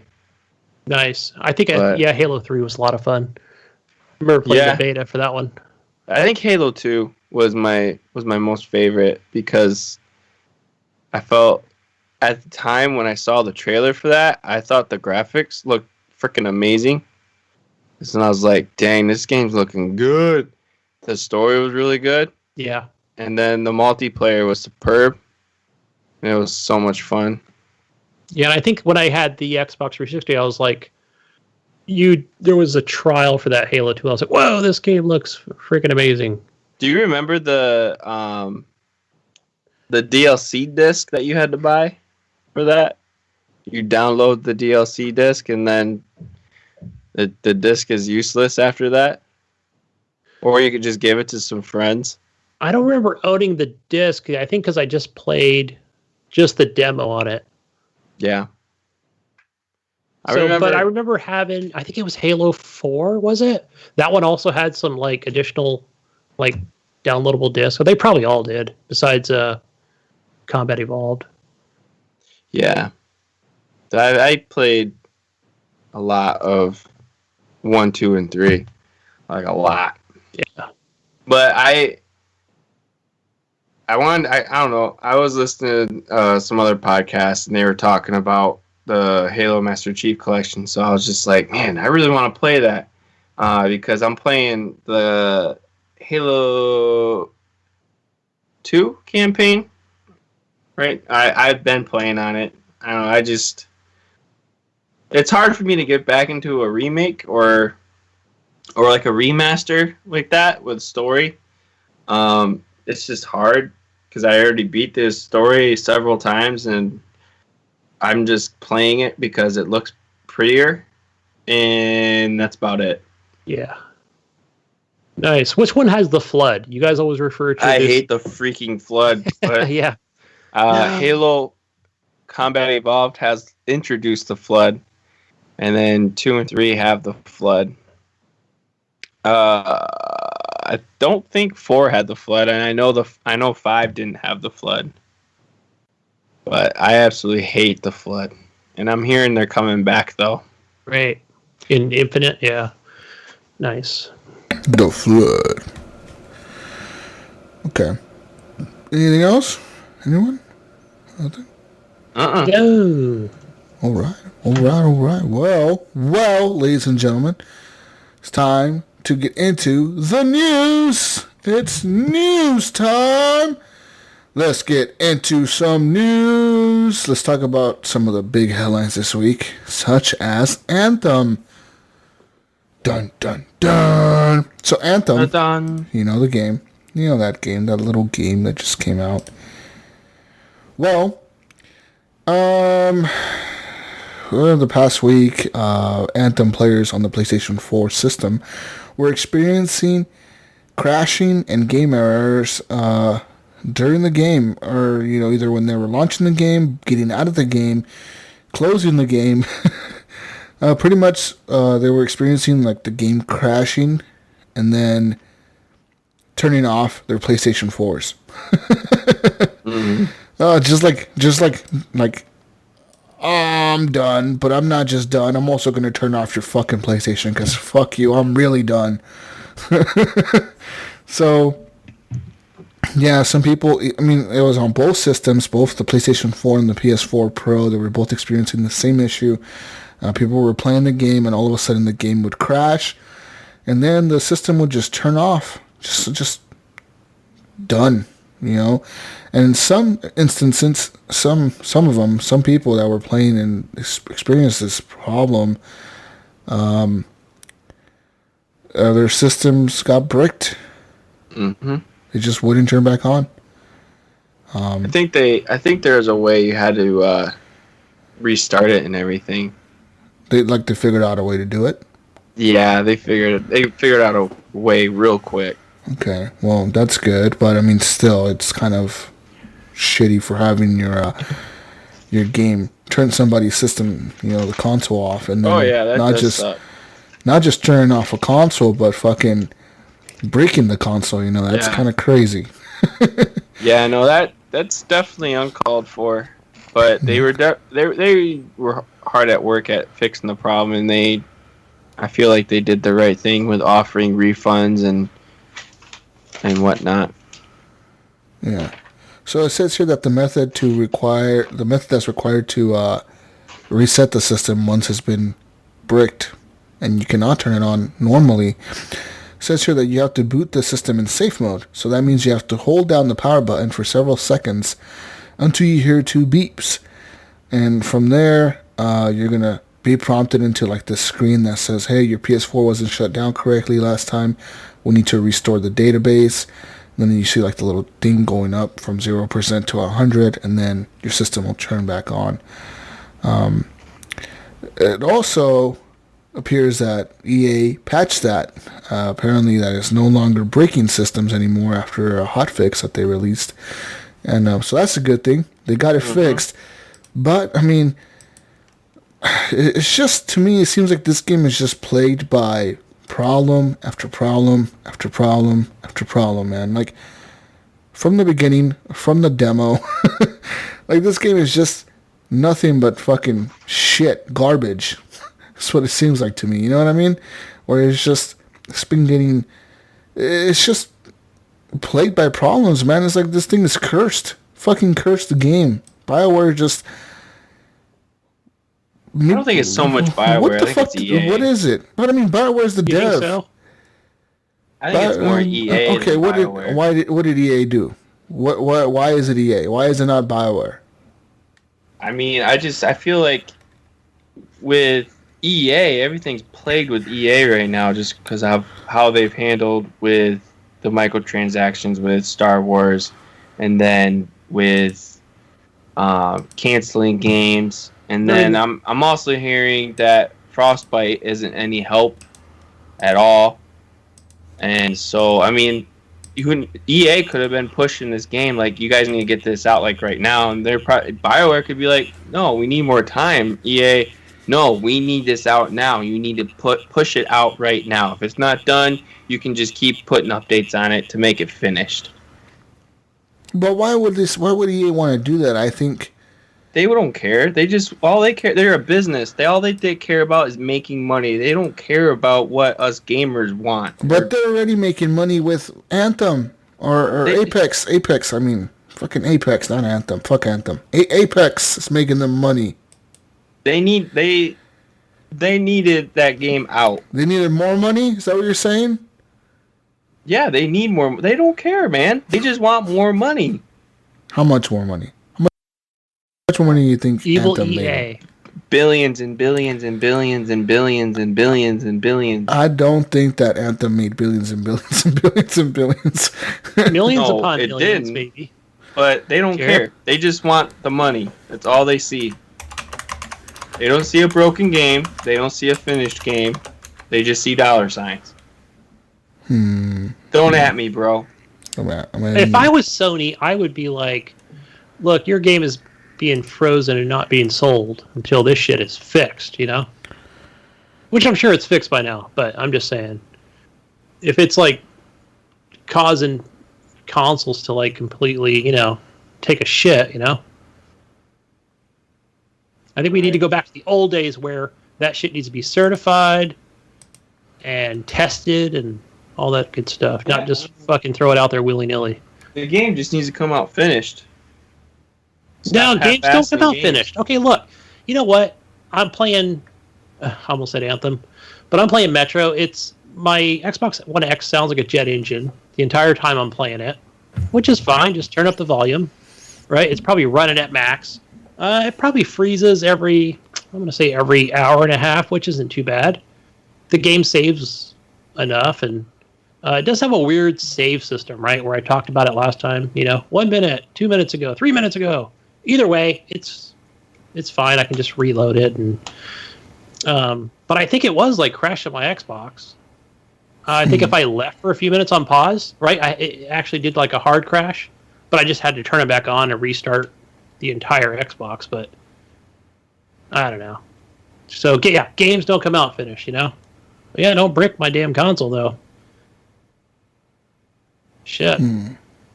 Not just EA here. Got to spread the hate, man. I don't know. It says here that EA has expected Anthem to sell 6 million copies in the first quarter this year. Mm-hmm. I don't think they're going to get to 6 million copies. Not maybe by quarter. Maybe a quarter of it. I say maybe 2 million. At most. I mean, across all platforms. PC, I'm gonna go with Xbox, PS4. PC, yeah. I mean, PC, though, like I said, I subscribe to EA Premier. Is that considered a sale? I'm not really paying them $60. I'm paying them $15. What are they? Yeah, like what kind of cut do they get from that subscription? Well, it's going right to EA. I'm using the EA launcher, so they're getting all the cut of the money. But how much is really how much of it is going to Anthem or BioWare? I don't see much of it going to BioWare, if any. Right. I don't know. Yeah, it's hard to track, you know, copies sold when we have things like, you know, Access and Premiere and Game Pass and. But yeah, like they say they expected 6 million copies in quarter one for Anthem. I just don't expect them to hit that at all. I think the one thing that's going to keep them afloat for quarter one, you know, is that Apex came out, and they own that. So good on them. Shit, sure, yeah. Well, they own Respawn, so they own. Oh it. Yeah, right. Okay. Yep. I forgot they do own them. They own Respawn, yeah, so they don't give a shit. They own the shit out of them. I bet Respawn right now is like, fuck. Only if we were independent right now, we would be making so much money. Yeah. But what do you think they got all that money to make it? To make that game look so damn good and play so well, you know? Well, it doesn't look that. I mean, it looks good, but it's no like Overlords at EA, you know? Yeah. Yeah, I guess. I don't know. Titanfall 1 looked good, and they didn't have a bunch of money from EA. Well, they had some, right? But you got to remember that was a deal with EA and Microsoft, right? That was publisher to pretty much, you know, Microsoft. Yeah. And it says here that Microsoft also made a deal with EA for Anthem to be the marketing partner with Anthem. And at this point, like Anthem's not really being played on the Xbox One. From what Microsoft is seeing, they're seeing most people playing Fortnite, Apex, and of course Crackdown 3 because of Game Pass. Right. Anthem's not even on their charts, I don't think, for a game being played. Yeah, it's kind of being all spread around with, you know, with Apex being out and Fortnite still being a thing. Good thing, though, Apex came out. The same thing happened with Battlefield and Titanfall 2. I mean, Battlefield 1 came out, Titanfall 2 came out a week later. Titanfall 2 didn't sell for shit. They're selling... You can literally buy that game right now, the Ultimate Gold Edition or whatever the fuck it's called, for like $6. You could do that for like for like the last 2-3 years now, you could buy that game for $6. Yeah. You know what I mean? If you don't own Anthem at this point on everything, it's because you have not wanted to spend $6 on PlayStation, on it's still like $20-$30. On Xbox, it's always on sale for $6. Yeah, on Xbox, it's cheap. Always see it on sale for $6. Always. Did you see also? It's not in the news, but I think it was H1Z1 kind of rebranded themselves or rebranded the game again. Yeah, again. What is it to now? I don't know. It's like it's something like H1Z Battle Royale or some shit. Oh, let's look it up here. I see it here. Yeah, they like. I think. Wait, now it's called Z1 Battle Royale. That's it. Yeah. Just to kind of stay relevant. I see games do that all the time, especially like free to play. So why not? You know. Wasn't that game? Wasn't that like a survival game at first? Yeah, it was like a zombie apocalypse survival game. Mm-hmm. Yeah, and the survival one, because I guess they were making them like in tandem or whatever, but it was like two separate things you had to buy. Same thing, but yeah, and I think it looked like crap anyway, so I never had any interest in it. Just the Battle Royale I played. So. Yeah, it says here that originally H1Z1 came out in 2015 as early access, and it sold 1 million copies in its first few months. It says a year later it was split off into two different games. One was a survival MMO called Just Survive, and then the other one was just a Battle Royale mode called King of the Hill. Yeah, and that was pretty relevant for the longest time until Fortnite came out. Yeah, it says here by January of 2017, King of the Hill had far surpassed Just Survive, peaking at 150,000 concurrent players that June. But by then, PUBG came out. That was it, PUBG. Well, what's the difference? And then PUBG took all the players from H1Z1. It was the same pretty much thing. Says like PUBG killed King of the Hill or whatever. So they had to rebrand the game again to H1Z1. So yeah. And they've been on PS4. They actually came out on PS4 way before PUBG did, but I wonder if PUBG is doing better on PS4 than they are. Yeah. Yeah. But I'm curious about this Anthem thing because you still have EA support, right? It's an EA thing. They're going to be promoting the hell out of it, right? TV commercials. It's going to be all over, just a lot of promotion. I don't know if... I don't know. But I don't think you're right. I don't think they'll reach 6 million. I mean, now, I don't know if you guys saw it, but, did you guys see the leaked video for Battlefield 5's Battle Royale? I saw that it was leaked, but I didn't watch it. Did you watch it, Eric? I didn't know it was actually out there in the wild. Eric? Did you watch it? What one? Oh, yeah. Paying attention, huh, motherfucker, you? Battlefield 5 Battle Royale. Battle Royale. I don't care about that. Oh. I don't have Battlefield. Is it on YouTube or something, or just kind of? Okay, guy. Well, okay. So I think it just said that it would come out sooner than later. No, well, the video shows it's like the introduction video to the game. You know how Battlefield 5 has all the introductions, in Conquest you capture the flag and blah blah blah. In this one, it's in Firestorm you are going to be dropped out of a plane, and you pick your drop spot, and your squad is going to drop there, and then it's and then you could find loot on the ground. And there's the common loot is green weapons. And then legendary loot is gold weapons. And then a blue weapon is a rare or whatever. And then it's the better the legendary, the more attachments it'll have or something like that. You don't pick up attachments in Battlefield 5. The guns just come with the attachments on them. Also, tanks are going to be drivable in Battle Royale. You can drive a tank. Yeah. Yeah, you can drive a Jeep. One versus or big free for all. You can drive a or plane. You can drive a helicopter. There's helicopter World War II helicopters. So these are helicopters that don't have a window. You're just sitting in this fucking shell of a helicopter and just flying around. If you were the TV show MASH, you just kind of had the plastic. Yeah, you're just sitting there. How do you guys think this is going to be good? You think it's going to do good? And no. No, I don't. I'm sorry, man. I just don't see it. I'm sorry, Battlefield. don't. Maybe. You know what I'm gonna do? Okay, you know what? You know what? And I'll probably just spawn on the guy that's like in the tank. If it could bring the realism, that's what I'm gonna do. I'm gonna be the most protected. If it could bring the quote unquote realism that PUBG has to a game, like a battle royale game, it may do better than I think it's going to do. Yeah, but I mean, it's taking away the things that make a battle royale a battle royale. I mean, it's adding fucking tanks, bro. With attachments, it's giving you you can drive tanks and drive tanks. Tell me what battle royale has tanks. Watch. Next thing you know, the next update for fucking Fortnite, they're gonna add tanks to the game. Watch. Probably will. What if I'm on a motorcycle? It can't be motorcycle things. They've already added airplanes and the ping system and so you can ride in tanks with your squad. Jeeps, all kinds of stuff. It looks pretty cool, man. It's pretty much like a conquest, but you only have one life, and you cannot get caught behind the circle because the circle is a fucking fire, like a storm of fire coming, like a big ass wall of fire coming in. So yeah. So I'm sure you're gonna have some runtime. No. If you don't have a vehicle. Well, how are you gonna get caught behind? If you get caught behind the wall, you're gonna be on fire. How long can you live on fire for? You can't live very long on fire. Well, if you have a fire suit, I don't know.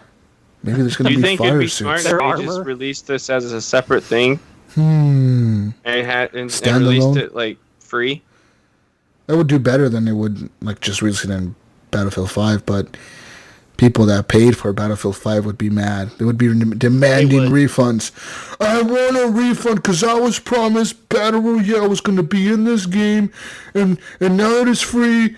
My hobo friend can download it and play it with me, but fuck him. He didn't pay for it. I paid for this. He shouldn't be allowed to play this. I paid for this. I want a refund. You know what they're going to do? They're going to have a lot of free play weekends. Yeah, right? Exactly. You're right. Just to sell Battlefield 5. Yeah. Hey, Battlefield 5 is now on Game Pass for some reason. Woo! Oh, what do you know? Then do you think, instead of that, do you think it'll hit the EA vault sooner? Yeah, it probably will. Yeah, it'll be like, all of a sudden, Battlefield 5 is now in this EA vault thing. Yeah, right. Woo! After what? 6 months. 6 months of coming out, it's already in the vault. It'll probably be in the vault. I would say, it's going to hit the vault this June or July. Or they're like, yo, Xbox, just here, give it games with gold. Here you go. Game Pass or PS Plus. Here, fucking, yo, PS Plus. We know you don't have EA access, but we need players on this shit. So here, PS Plus. That'd be smart. And then on Xbox, they'll just be like, EA access. Fuck it, give us $5 a month. We'll give you this game, I guess. We don't care. Yep. Throw it in the vault early. And they could just sell cosmetics. And on PC, it's already on that one thing, so it's whatever. Yeah. Anyways, ladies and gentlemen, let's get into some more news. The Nintendo Switch has now been hacked, and this person was able to get Windows 10 onto the Nintendo Switch. That's right. I read earlier this week that it was just an attempt. Well, he tried. It didn't work all the way, but he was able to get like this blue screen that said recovery and this PC is blah blah blah. Like trying to boot up Windows, but it wasn't really working. This guy says that he's going to continue working on it to try to figure out how to hack this shit and get Windows 10 on there. What do you think? Hey guys, everyone, you can play your Steam games on the Nintendo Switch if you hack it. Woo! What? The Switch is becoming the all-in-one console for everything. The Switch One, the Nintendo One. Come on, PlayStation. Just give Microsoft the keys. Or the Nintendo One. Dude, I've actually thought about getting a Switch. Did you? You thought about this? I'm putting a lot of consideration in getting one because my wife does homework for school and she doesn't want me to leave. She wants me to stay right there because she likes it when I just hang out. Are you like annoying her? Yeah, you're just like a distraction to her, sitting there. I try not to be, but sometimes I am. You just sit there in silence and stare at the wall. I play on my phone and I watch TV. My TV's really quiet because then I feel bad if it's loud. Well, I bet. Watching fucking Infinity War, fucking surround sound. boom, boom, fucking explosion and Thanos I and shit. I've been watching Hell's Kitchen. So. Dude, okay, listen, man. I'm not gonna kid. Donkey. I have Hulu just to watch Gordon Ramsay. Yeah, because he's got like 20 shows. I'm not even fucking kidding. I watch his fucking Hell's Kitchen Nightmares, and then the new one. Have you watched the recent Hell's Kitchen? The one with, he brings the vets back? I watched that one. But I watched the one with, I've been watching 24 Hours to Hell and Back. That's when he goes to like a restaurant. I saw that, yeah. This is Hell on Wheels, my super special advanced kitchen in a trailer. Guys. But no, like, I thought about getting a Switch because, you know, when she wants me to stay down there, I can just whip that Switch out and just play right there. You know, and then if Game Pass is actually coming to the Switch, freaking A, man, I can play that. Let me tell you something, Eric. Let me tell you something right now. What? Game Pass is not coming to the Switch. No. Oh well. Yeah. But that's not going to. But no. But that's not to say. I mean, Nintendo has tons of exclusives. Like the system itself is worth. I think if you're into Nintendo games, it is well worth it. Right. The last Nintendo system I had was the NES. Wow. Yeah. Just that was a long time ago. You know what? I kind of want to Switch again. I should buy one again. But my wife gave me permission to go out to my local game store and buy a Nintendo 64. How much are those nowadays? How much do they go for? Like $60 bucks. What? 30? Wow. Where I'm at, yeah, 30, 40 bucks. And there's games. I'm gonna get Zelda, get Smash, gonna get Mario Kart, gonna get Mario 64, gonna get all the good stuff. Gonna get the Pokemon game, the Pokemon Battle, Arena Battle. I love that game. Yeah, Pokemon Snap? No. Get Ken Griffey Jr. baseball. How fucking dare you? Yeah, I remember that game. Yeah. Ken Griffey Jr. baseball? Yes. Dude, I love that game. Playing that. Yep. I wanted a Nintendo 64 when that came out. I remember seeing it come out and being so excited, and I told my parents I wanted one. They never got me one. So I remember eating so much Taco Bell because Taco Bell had a perfect... Huh? Whoa, you ate Taco Bell? I ate a lot of Taco Bell because they had a thing. A lot of beans, a lot of farting. You could win a Nintendo 64. And I remember just eating a lot of Taco Bell trying to win a Nintendo 64, and I never did. Damn. And it's why I'm emo now. It's because I never had a Nintendo 64. You're very sad. Yeah. I could be a totally different person right now. Your whole life would be turned upside down. Yeah, man. I could, I'd be a Mario fan instead of a Master Chief fan or a Gears fan. What about a Nintendo GameCube? That came after, right? Any interest in that? Those are cool. Very little. I have more interest. There's some cool games on the Nintendo GameCube. No doubt. I'm not saying has a little handle on it. Has a handle on it. It has the little disc. I want a 64, and I'm gonna get one. Why don't you get yourself a PS Vita? Instead of a Switch. No? You're not interested in the PS Vita? No, I'd rather have a Switch because it's newer and a little better. Well, it's way newer, yeah, I agree with that. Is Mario Rabbids battle going? And I can get a used one for like $170, $150. A used Nintendo Switch? Yeah. 170, that's about right. No, 270, sorry. No. I was say, yeah, there's no way 170. That's cheap. Let me look. My brother-in-law is selling his PlayStation 4 Pro for $100. Really? Okay. What? Yeah, Wait. I'm not a PS4 kidding. Fucking Pro? What? Yeah, Gunny will buy it right now. $100. No, it's mine. I already told him. Ship it to California, man. Nope. Damn it. Nope. Come on, Gunny will pay him $200. Oh yeah, Gunny, you need a PlayStation. I do. I need a PS. No, okay. Eric, you sell your PlayStation to Gunny for $80. I'll trade you my Switch. Sell it to Gunny for $80. I'll trade you the PS4 for the Switch. There you go. Gunny, look, you just found the perfect Switch. There it is. It's been sitting up there, right? I can see it. It's like all you guys. Would you sell it? How much would you sell it for? Oh gosh.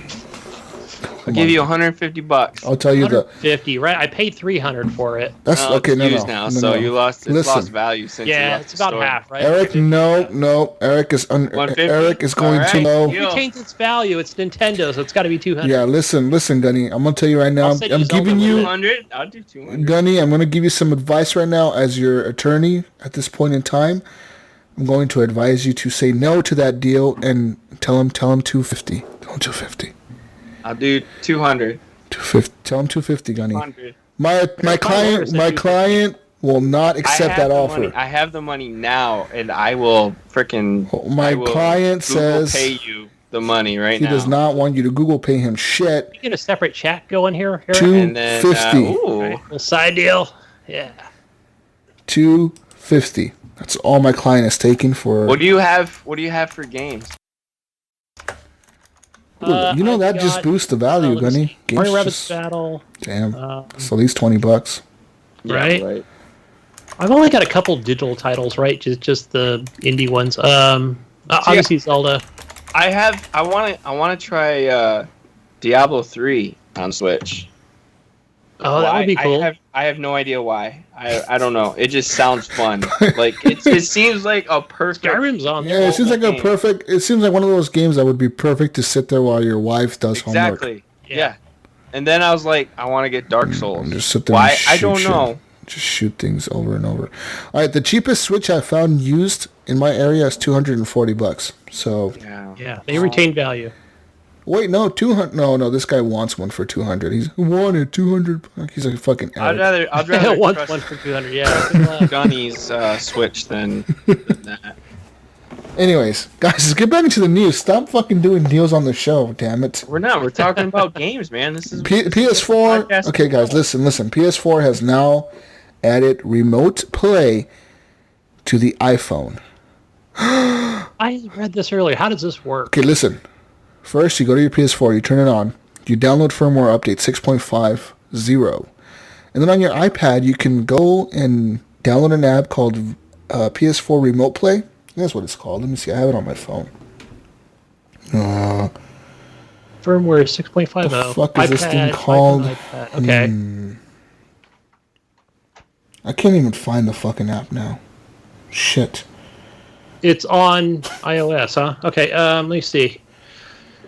I'm trying to find it. I look for it too as well. PS4 Remote Play. That's exactly what it's called. It's just called that. Literally. Okay. That's all that it's called. When I downloaded it the other day, it had like 2 reviews. Now it has 1.8 thousand. So, yeah, cool. So is this like... so pretty much, going back. Listen, this is what you do, Gunny. You turn on your PS4, and I can legit be upstairs, up here in my bedroom, on my network, and I could connect my PS4 controller Bluetooth to my phone, turn on my PS4 from there, and then pretty much connect my app to my PS4, and I'm on, and I can play my PS4 through my phone. Okay, I believe Xbox did this back when it had that 360 Smart Glass app. I don't know if it did. Which has since gone away, and they've just kind of went with the Xbox app, right? Yeah, the 360 Smart Glass. I don't know if it really worked that way, though. I think this is like legit. You can look at your interface. You are pretty much just, you are literally like playing your PS4 on your phone, and it actually has on-screen touch controls as well. You're saying. Yeah. You can actually play like touch controls. Okay. Anything. You can legit there's touch controls on the screen where if you don't have a controller to hook up to your phone, you can you can just pretty much use the controls on the screen. They've added the L2, L1, R1, R2, triangle, square, circle, X, and the D-pad on there. So yeah, you can just launch your games and play them on your phone, man. Like, that is amazing. That is fucking amazing. That is pretty good because I know it works with the fact that, hey, it has to be I'm just thinking like Xbox with the remote play, but not. You had to do it with a controller, but it all has to be on the same network, so there's such less latency. Correct? So that would probably work. I mean, if you just had, like you said, iPhone, iPad, play it like a controller. Yeah. So this is pretty much almost like remote play with your PS Vita. If you had a PS Vita, you've been able to do this in the past. You can play your PS4 through your PS Vita. Also, before on iPhone, there was an app called RPlay, but the app cost about $12. So, I mean, now it's free. Literally, this app is free as long as you have the update 6.5.0 on your PS4. It should work. So, yeah. There's that. Yeah, that's cool, man. Yeah. Yep. I'm curious if it's how it works out for some people that have tried it. So I haven't tried it. I have it downloaded, but I have not tried it. So yeah, the only comments I see is like, yeah, I have it downloaded and I haven't tried it. So so we'll see. Yeah, I see a few crashes, but yeah, that'd be cool. Look, listen, next week I'll have a full update on that app because I'll be playing it this week. I'll check it out just for the listeners. Nice. In other news, pretty much this guy named Zach Wiggle had 5,000 video games in his parents' basement. That is 5,000! Yeah. He is a founder of Gamers Outreach. This is a nonprofit that makes sure kids who can't leave hospital rooms during long stays can play video games while they recuperate. So pretty much this guy is the guy who started Gamers Outreach, which is a pretty cool organization that helps kids get consoles to them in hospitals. You know what I mean? So like setting up like those little kiosk things for like Nintendos or Xboxes or PlayStations or whatever. And pretty much this guy started that organization because he had like a collection of video games and he wanted to, I guess somehow he ended up in a hospital one day and was kind of looking around like, what the fuck? There's a lot of kids here, that are just here. And I have a lot of video games, so I guess, he donated a bunch of them. Just reading here where they had limited access to just whatever they had laying around, So, and here comes this guy with fucking unlimited games, man. That's cool. Yeah. Yeah. So it says here that, he says when he was a teenager, what happened was he started raising money for the Gamers Outreach, like the organization. He started making, like, telling people, like, hey, I want donations. I'm trying to help these kids. And he says at one point, his parents' basement became like where he was storing all these consoles, that he was going to fix up or send to hospitals or whatever. And he said, like, he had, like, about 5,000 video games in his parents' basement. He was like, his parents were like, what the fuck? This is too much shit in here. Clean this shit up. What the fuck is your problem? But they knew that he was doing it for a good cause, and pretty much, like now they have a warehouse and everything's working out for him, which is pretty cool. It's just neat to see that, this guy, GameStop must have not offered a lot of money. Yeah. So I'll donate the games then. He's got a warehouse in Michigan. Yeah. Hell yeah. I thought about right here, man. Sharing the love. And doing that, doing the streams for Gamers Outreach. We're helping kids find a source of fun and relief during times where being in a hospital can be really stressful. Yeah, man. Well, it does, man. Little kids go to hospitals too, man, and they get sick and they end up there for different reasons, and they get fucking bored. Kids get bored, man. It says he's from Michigan? Yeah. He's got a warehouse in Michigan or something like that. I think he started out doing like some Halo tournament stuff. The police shut him down and crazy shit happened, and he never gave up, Yeah. In other news, the actor from The Fresh Prince of Bel-Air, Alfonso Ribeiro, has now dropped a lawsuit against Fortnite and Epic Games over the Carlton dance.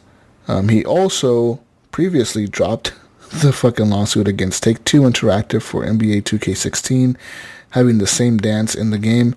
Oh my goodness. No reason was given as to why he dropped the lawsuits. His lawyers didn't give a reason. He just went to court and said, you know what? drop the lawsuit. Don't want to sue him no more. I don't know what's going on. No more suing people. That's it. I can already tell you what it is. He probably paid him $5,000, right, to go type it all up and submit it, right? Yeah. But then when he was met with, epic lawyers, he was like, fuck that, right? Oh, it's going to cost me, forget it. It's not worth it. I was just trying to make a quick buck. In other news, I don't know if you guys saw this the other day, but an 11-year-old boy in Indiana allegedly shot his father for taking away a video game system. His father is an Indiana State Police trooper, and he was shot during the incident. Oh. It says that the boy allegedly took his father's .45 caliber service weapon from his vehicle. So the dad, who's a state trooper, left the gun in a fucking car, I'm assuming his cop car or whatever, in front of his house. He left it in the car. The kid somehow knew that his dad would leave the gun in the car at night. Oh, shit. Went out there, grabbed the gun, and apparently the boy said that he was waiting for his dad to roll over in his sleep, because he said he didn't want his dad looking at him while he shot him. Oh my God. So he shot his dad in the ass, shot him in the butt once. Oh.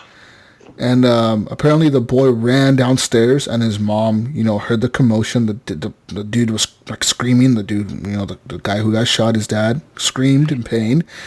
The mom was like, "What the fuck?" And she ran around the corner. The boy as she was running out the room, the boy had dropped the gun on the floor. And so she picked up the gun, saw that the kid had grabbed the BB gun. He grabbed another BB gun from his room. So she grabbed the gun, locked herself in the bedroom, called the cops. The cops came, arrested the kid. And, pretty much when he was arrested and taken down to the police station during the interrogation, the boy told the cops that he was done with it all and that he wanted it to end. It says, says he waited in his parents' bedroom for 10 minutes. He said he stood there for 10 minutes with the gun while his dad was sleeping, waiting for his dad to roll over so he could shoot him. And it's fucking crazy, man. That is nuts. Yeah, and I guess he went out to the car 3 times to look for the weapon. Jeez. It says here that, the mom, when she heard the guy screaming in pain, took off to look for the kid, She saw the gun was on the floor in front of the door, or, in the bedroom or whatever where he shot him. He dropped the gun right away, because I'm assuming he probably didn't realize what he was doing or something, dropped the gun. She said she looked out the bedroom door, and the kid was coming back down the hallway towards the bedroom again, but he had a fucking taser in his hand. Oh, shit. Like the cop taser. He grabbed his dad's fucking taser from his fucking cop car and had it in his hand.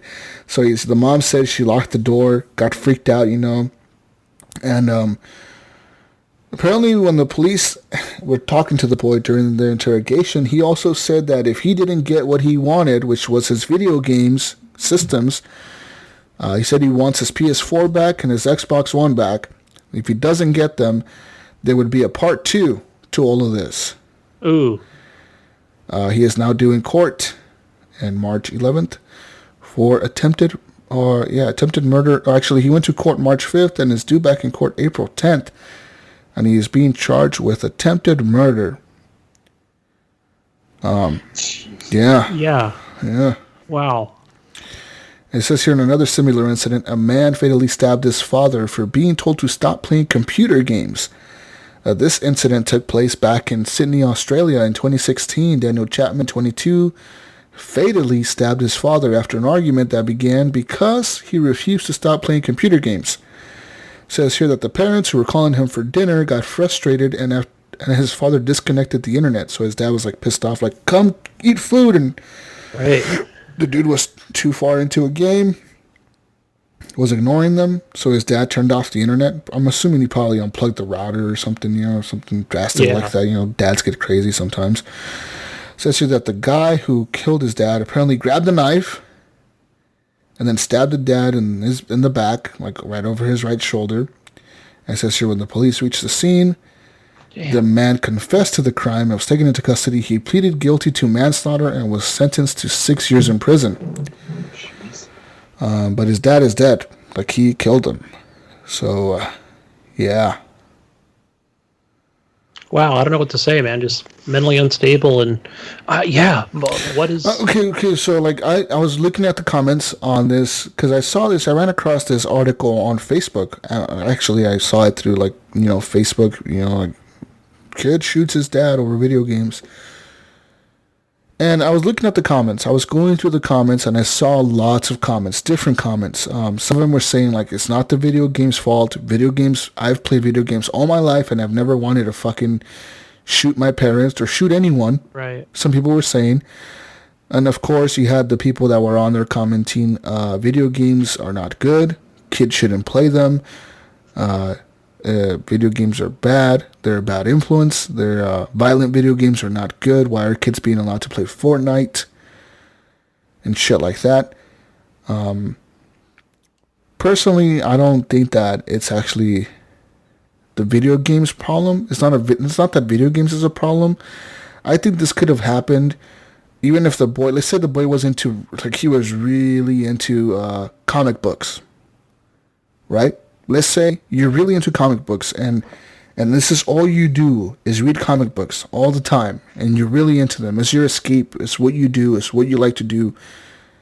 And all of a sudden your dad or your mom takes them away from you. This is all you fucking do. And now what are you going to do? You know what I mean? You get pissed off. And obviously the kid somehow overreacted and thought, you know what? My dad has a fucking gun. I can get his gun. I could shoot him. I could take my shit back. Yeah. So I'm thinking this would have happened even if like it wasn't about video games. You know what I mean? Right. It could have been over anything. Yeah, it's like, has he always, a lot of questions come up like, did he always have violent tendencies, Did he do well in school? How did he talk to his parents, It could be entitlement, man. It could be entitlement. I know lots of people who never discipline their kids. I'm not even like saying like it's a good thing to discipline your kid or whatever. It's not my place to speak. It's your fucking kid. But right. We're not talking about whipping, but discipline, yeah. Even whatever it is, whipping them, disciplining them, whatever you want to call it. I mean, when growing up, I got my ass beat a lot for shit I did. My parents would whip my ass. Nowadays, I don't hit my kid at all. I kind of just give her a stern talking to, make sure that she knows, like, I'm being serious with you, I'm not bullshitting around right now. Being dead serious. I don't talk to her that way, but, I'm just like, I'm being serious with you. You need to listen. Right. But I see a lot of people don't do that with their kids. Their kid does something wrong or screams and starts throwing a tantrum because they want something, and they just give in. Yeah, and it's like entitlement. You're teaching. I feel like at that point you're teaching your child entitlement. They're entitled to get whatever the fuck they want because they throw a tantrum. They know they could do it. Yeah. They're like, look, man, I could throw a tantrum and scream a little bit, and my parents are gonna give me whatever the fuck I want. Yeah, I'm glad my kid never really threw like serious temper tantrums, but yeah, like we do discipline him in the way of like obviously, we don't put hands on him, but it's like, okay, no laptop or no this, whatever, iPad or you're gonna read your book. You didn't complete this assignment at school. Yeah. You're not getting your laptop for a couple days, and it's just like, my wife likes to call it crocodile tears. That's what we call it, right? Lots of crocodile tears coming out, It's drama. Oh my God, You hate me. Yeah, but I never felt like in fear for my life or, that. Oh, no, I agree, man. But a lot of kids, grab a gun and, a lot of kids, maybe they feel entitled. Maybe it's like a new thing, right? A lot of people say my generation, the millennial generation, that we're all entitled, right? That's what they say.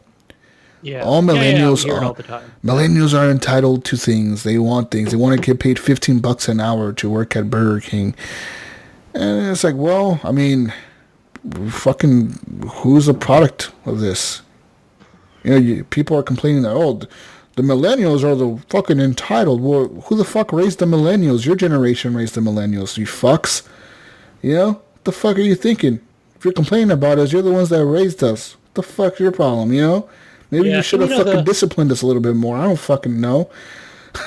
The other thing too, Jesus, I think, as well as the story, like if we were to watch a Dateline 2020 on this, maybe not just that show, but something along the same lines where we're going to hear, from the mother, right? And it's not going to be exactly what really went down as far. He was a good kid, He loved us and we loved him. Those video games, ever since he started playing that Fortnite, And I get it. People get addictive personalities and they really think that they need something and they'll do things that are crazy to get that thing. Yeah, so probably many factors. This is why a crackhead will steal a stereo from his grandma's car because, they know they can get crack for that stereo. So that's what they do. Same kind of mentality almost. Right. I'm not saying tragic, I'm not saying the kid is a crackhead. I'm just saying that it's an addictive mentality. You want something, so you get it. Go to any lengths to get it. Yeah, pretty much. And it's kind of what he did. He went to extreme lengths because he even told the cops, like, "Look, man, if you guys don't give me my shit, this shit's gonna happen again." So that's kind of scary, Yeah. Seems to me kind of like entitlement, just a little bit, just maybe. A little psychotic breakdown, something, Oh yeah, okay. Let's go here to more news. Let's give this news right here. That's too long to read. Let's go over here. More news. Oh. In Albuquerque, New Mexico, is now a state that is going to allow high schools to have students participate in esports. Colleges are doing it. Why not high schools? Well, some high schools already do it around the country. There's a few high schools that do it, and I think New York City has some. High schools around other states have them too, where they legitimately compete against other high schools in their area. It says here, at least 6 other states do it. Gunny, here, I got the states for you right here. I was lying. Maybe it's not New York. We got Rhode Island, Illinois, Connecticut, Kentucky, Massachusetts, and Georgia. Where's California? Yep. Well, I guess. Yeah. No California. All right. It says here that they're partnering though with a Santa Monica, California startup company called Play VS. They're going to be the esports provider.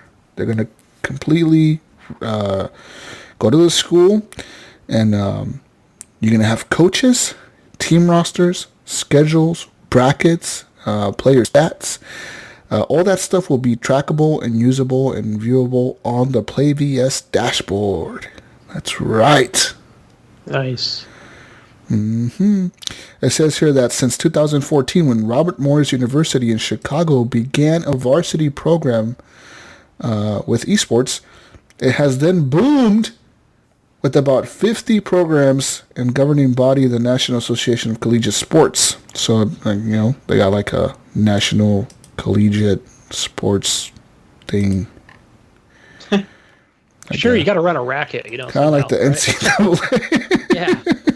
I agree. Let's do it. Like fuck it, we got money in here. Yeah, so like pay refs or something. I don't know. Fuck it. I don't know. It's like college sports, Yeah. Not saying it's right. It's got money in it. Another news here. All the money trail. On Twitter, if you go to @CanYouPetTheDog, it's a Twitter handle that lets you know what video games have dogs that you can pet in them. That's Red Dead Redemption 2. All this article really is. It's about a Twitter account that tells you about dogs and where you can pet them in video games. That's literally it. The Twitter handle is called @CanYouPetTheDog. Huh. That's all I have there for you guys. See here, more news. Oh, Breath of the Wild. Looks like Lassie. I can pet Lassie. Oh, man. Okay. All right. Let me tell you about a new game called Tampon Run. That's right. Tampon Run lets you throw tampons at menstrual haters. And that's what it does. Says here it was created and built by teens Sophie Hauser and Andrea Gonzalez During a Girls Who Can Code summer program in 2014, Tampon Run hopes to encourage discussion around the taboo and inaccessible and approachable way. How to play. Says here, Tampon Run looks like something from Super Mario in the 80s, but instead of mushrooms, it's animated tampons used as weapons which are thrown at oncoming menstrual haters. What is a menstrual hater? I don't get it. Gunny, you're being a menstrual hater. Stop your fucking menstrual hating right now. Don't throw a tampon. Eric, throw a tampon at him real quick. It says here that in the feminist video game, it aims to literally shoot down misconceptions surrounding menstruation. You play as Luna, who fights misogyny while simultaneously educating players with lines like, quote, the taboo that surrounds it teaches women that a normal and natural bodily function is embarrassing and crude. It says here that the gameplay is very simple. The game begins by pressing the shift key, and Luna can jump by pressing the up key and throw her tampons at the menstrual haters by pressing the space key. There's no crying in baseball. But the trick is to stop her enemies from getting past her, as that means they've confiscated your tampons. It says here, Luna can collect more tampons throughout the game by jumping. If she runs out, the game is over. Instead of killing Luna's enemies, players destroy the enemy's misconceptions of periods and combat the embarrassment that comes with bleeding every month in a way that doesn't rely on violence. Something we see so often in video games. There's blood in this game, though. Where misogyny regularly underlies the gameplay, guys. We recently wrote an article, it says here, about the prevalence of sexual assault in video games. I'm going to click on this link. Fuck, I'm going to open link, a new tab. Let's go here. Woo! It says here, sexual violence should never be the goal of a video game. Okay, here. Let's look at here. It says, for the ongoing series, Code Word, we're exploring if and how technology can protect people against sexual assault and harassment, and how it can help support survivors. Trigger warning, people. I need to make sure I read this. Trigger warning. The following article describes graphic scenes of sexual violence in video games. You got your trigger warnings? We good? We're good. We're good. Okay, so sorry. In Custer's Revenge, Civil War Commander General Custer needs to get from one side of the screen to the other without being hit by an arrow, all while carrying with him an enormous erection. The goal is to reach a naked Native American woman who is tied to the pole and rape her. Dun, dun, dun. Game? Custer's Revenge. Okay, I clicked on a different link. This Atari 2600 game, produced by Mystique in 1982, is generally known as the earliest video game depicting sexual violence, and is not the last. In 1986, DB Soft released 177, which, by the way, is the Japanese code for rape. A game where the player plays from the perspective of a rapist. The goal of the game is to chase a girl, rip her clothes off one piece at a time, and then tackle her to the ground and sexually assault her. If you fail, you go to jail. If she is satisfied, you and the victim get married. In Illusion Soft's 2006 PC game called Rapeplay, the player is meant to stalk and rape a mother and two daughters, at least one of whom is a child. Whoa, I mean, that's kind of dark. While the above are considered niche by many, consider Match 3 game Honey Pop, the goal of which is to have sex. The player dates a variety of women as either a man or a woman themselves. The game is cute and all, until one hot alien date, Celeste, sends you a jarring photo of herself being raped by a tentacle monster completely out of left field. Yikes. While not explicitly clear in the popular Grand Theft Auto 5, it certainly looks like the main character, Trevor Phillips, has just finished raping a man who is lying on the bed. His punchline is, quote, "You're spooning me next time." Some of the aforementioned games were withdrawn from distribution, some were not, and there are many, many more where they came from, Gunny. This is not an argument against violence in video games. Quite the contrary, violent video games should be allowed, but not when sexual violence is the goal. Violent behavior in video games. The claim that video games cause violent behavior in young people is not new, but academic studies seeking to address the question show varied results. It says here, a spate of 400 psychological studies between 2015 and 2016 found that there was a significant correlation between exposure to violent media and aggressive behavior. But it's also a bit of a chicken and egg situation. Do violent video games beget violent individuals, or do violent individuals just like violent video games? Which one is it, Gunny? Which one is it? I think it's up for debate on that one. But I think this may have came up due to a recent thing on Steam, and it's not something that I've researched, but I've been seeing that on Twitter, as well as a game that pertains to rape that's been listed on Steam. Yeah. But it's hidden in the background. It says here, when taking into consideration other social factors, another study found that there was no correlation. There are also psychology professors who claim that violent video games actually reduce aggressive behavior. The solution to decreasing violent behavior, unfortunately, is not a simple one, and banning violent video games certainly isn't the answer. Rather, the solution rests with broader society and politics to which video games are inextricably intertwined. The problem with gamifying rape.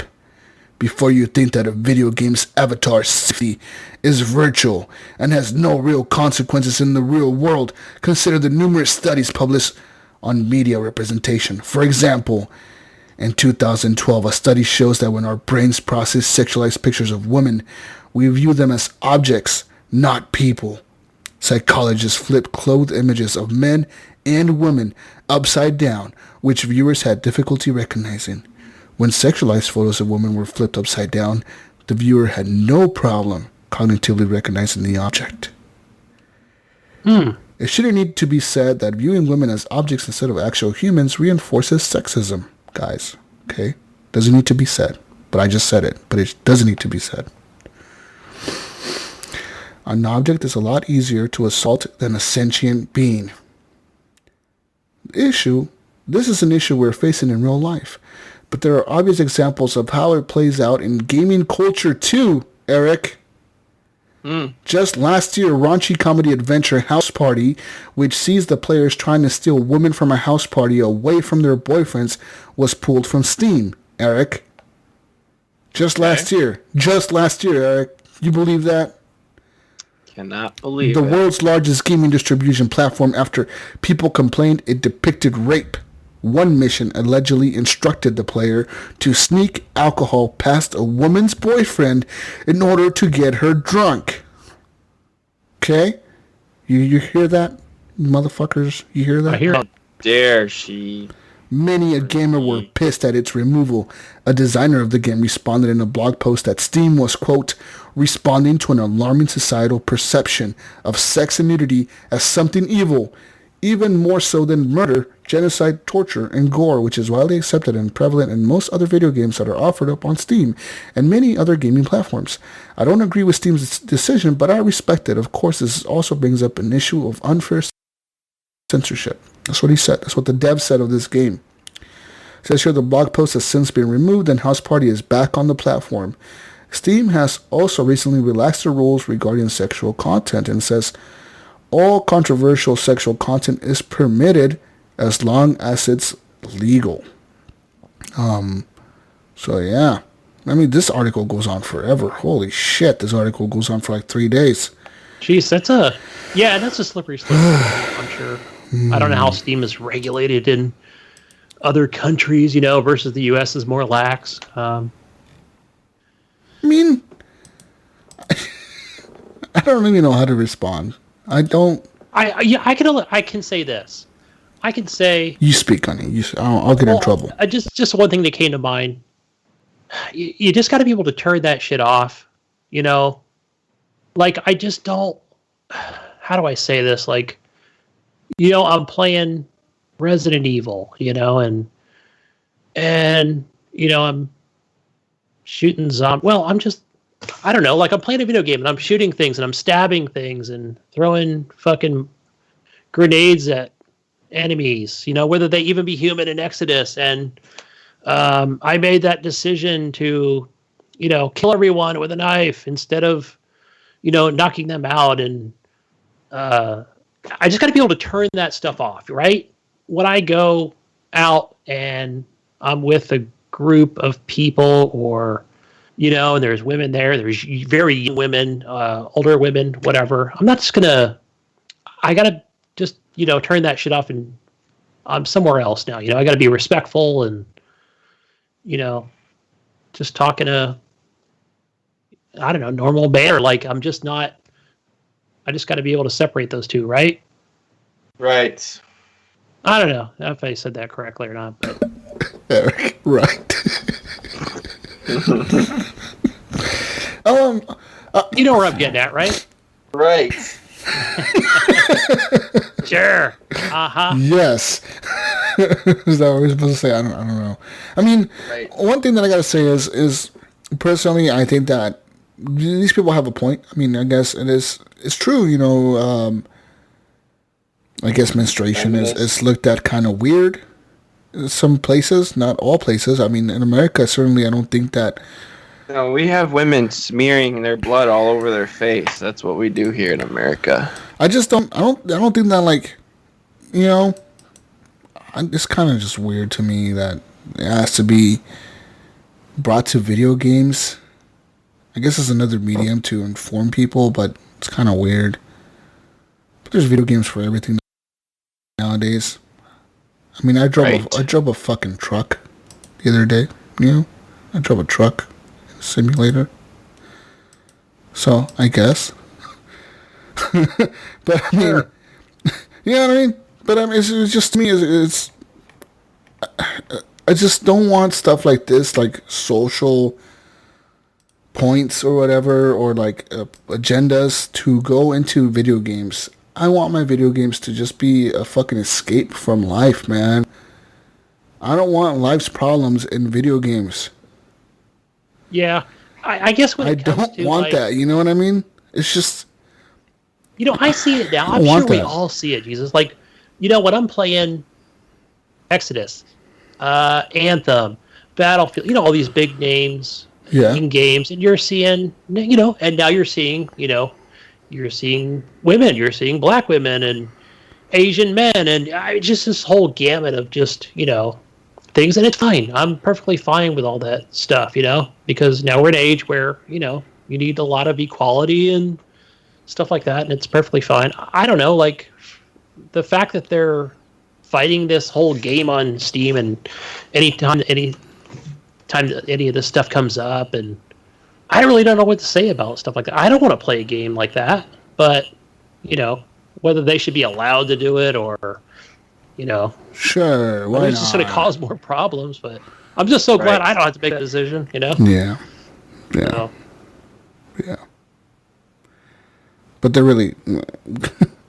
shouldn't be games about raping people on the platforms. Right, that's what I'm. Yeah, that's kind of fucking weird. Like, that really shouldn't be out there. Like, who the fuck would play that? I wouldn't play that. I wouldn't. Right, and that's what I saw a lot. I wouldn't even go to the fucking page to the game. They wouldn't even look at it. I would be like, what the fuck? See the title. Maybe I'll click on it because of the title, thinking it's a different type of game. Then if I start reading some shit and it's about raping people or something, I'm like, what the fuck is this? Right, like we talked about that Honey Pop game. I know IAM's played it. It's like, is that a gray area game? I don't even know. It's just like, I never knew that. I never knew Honey Pop was like a rapey game. Honey Pop is a rapey game?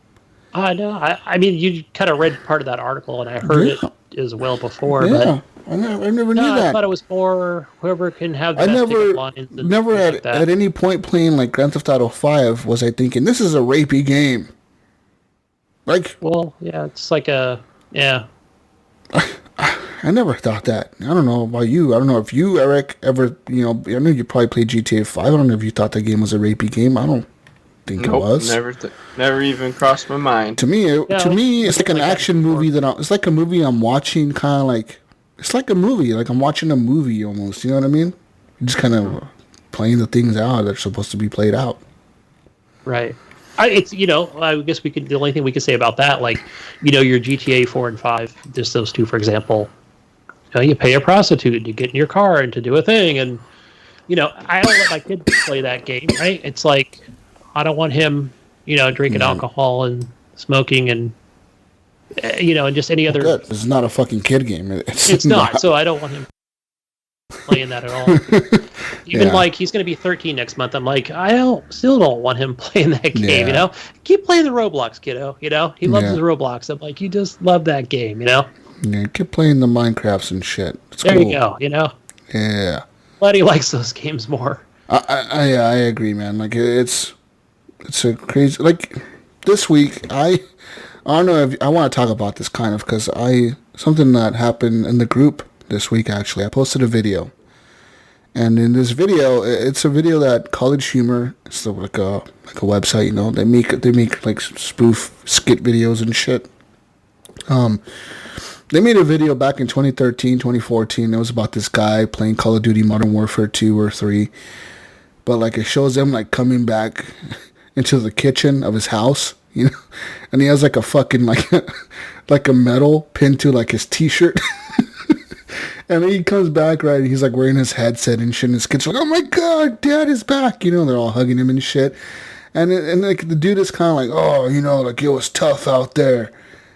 And you can totally see, like, Modern Warfare 2 in the background, like, on the screen. Yeah. And then he comes out with, like, his Xbox 360 controller, and he's like, yeah, it was real rough out there, like... A lot of friends died. Yeah, a lot of my friends, like, hundreds of times. Yeah, the little kid asked, like, what happened, Did your friends die or something? And he's like, yeah, my friends died over and over and over and over, like 50 times each. But we won in the end. He's just like talking about Call of Duty. And I posted this video to the Facebook group thinking like, it's kind of like a funny video, like people get that way, you play too much Call of Duty and shit, It's just like a comedy video, right? Kind of like a Dave Chappelle skit. And somebody in our group at the time took it offensively. They took it as the people who made the video were making it to make fun of veterans, like actual military veterans, that go to war and, whatever, and fight and then come back and they have PTSD.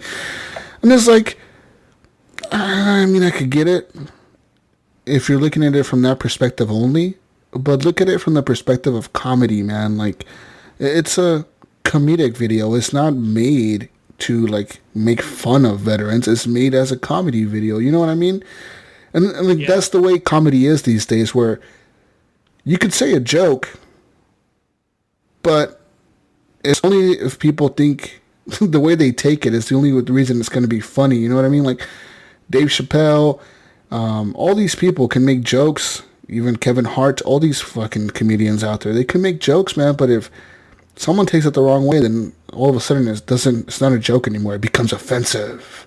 Right. And I think somebody had posted that video. Same video to our group. It might have been you or me or Brink or somebody over a year ago. Yeah.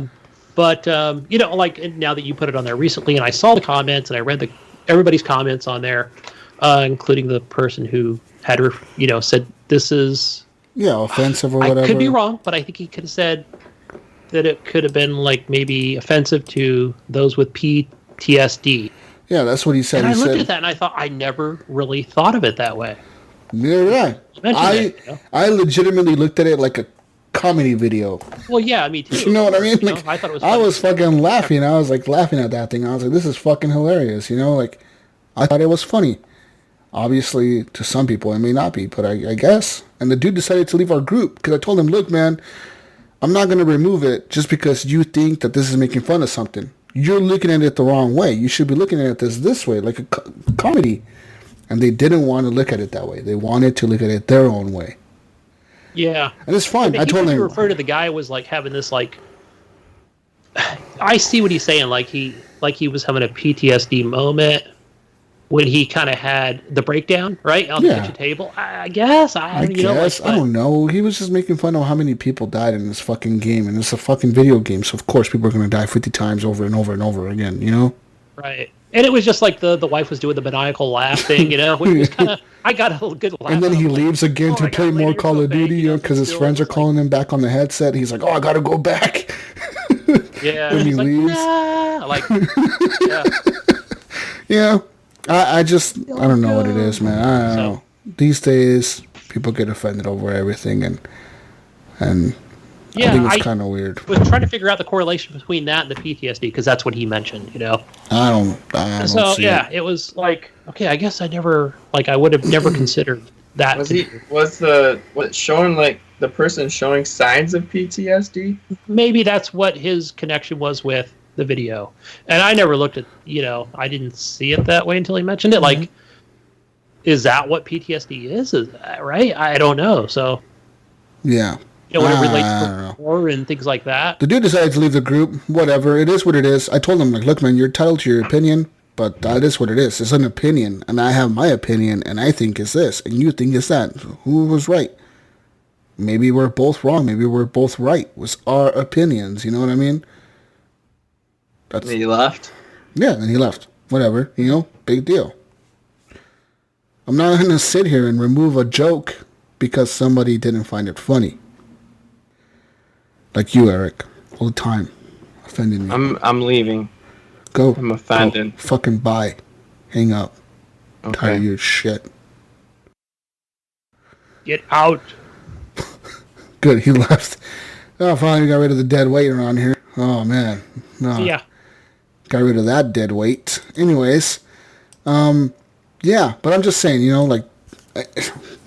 I guess it's just the way things are now. I don't know. It's 2019, Gunny, I guess, right? Right. Everyone gets offended over everything. So I'm saying. Yeah. That's all I'm saying. Happens. It happens. It's going to happen. People are going to get offended. Hey, but I've seen it too, like even in, I think it might have been a different group that we belong to and related to weapons. Weapons? What? Yeah, it's another story. We'll talk on that. Oh, I guess. Anyways, people, don't get offended. It's comedy. It's fun. Have fun. Live a little, man. Enjoy life. Everyone's too serious these days. Let's lighten the things up here by going into community questions. Community questions. Yeah, we need some positive questions. That's right. Fucking give me some questions, Gunny. Gosh, did I get them all the time? Dude, I got questions. I got messages on PlayStation with questions. I got messages on Discord with questions. We got Twitter questions. No Twitter questions. We do have all the fucking questions. We've also got Facebook questions. And our first one comes from Brian Tilp Jr. And he asks, what is the shittiest job you've ever done? Ooh. And one job you would never want to do? I know he's asked this. I always love this question. Remember I told you that shitty job I did with cleaning up houses? Like you were talking about the house flipper game. And it was my job to go into basically like where I worked for a small realtor. I'd come in with another person, or sometimes it would just be me like the first day, and people would just drop their shit and leave, right? Because it was like, oh, they got evicted, or couldn't pay the rent on the house. So these are smaller houses, and yeah, like I came in one day, man, and it was like literally like they were like in the middle of dinner, and maybe the sheriff just came over and said, "Get out!" Right? When they put the lock on the door. Yeah. So like food was still on the table, like a week later. Ooh. Oh yeah, it was fun.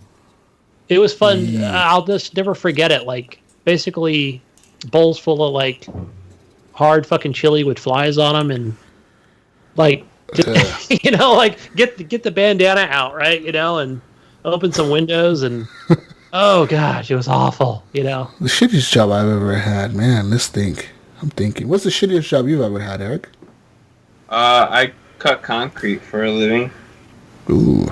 Like with the big saws? Yeah. That's in the middle of the summer. Just fucking loud ass fucking saw, and your hands are like what was worse was during the winter time, because I ran what was a wall saw, and so to like make sure the blade doesn't jam up, we used water to kind of like lube it up.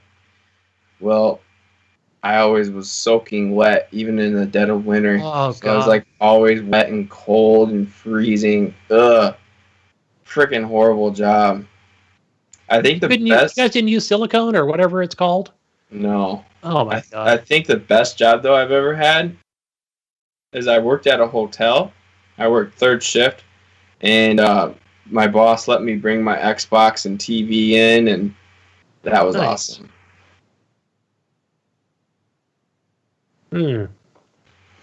Damn, I don't know about a job I would never want to do.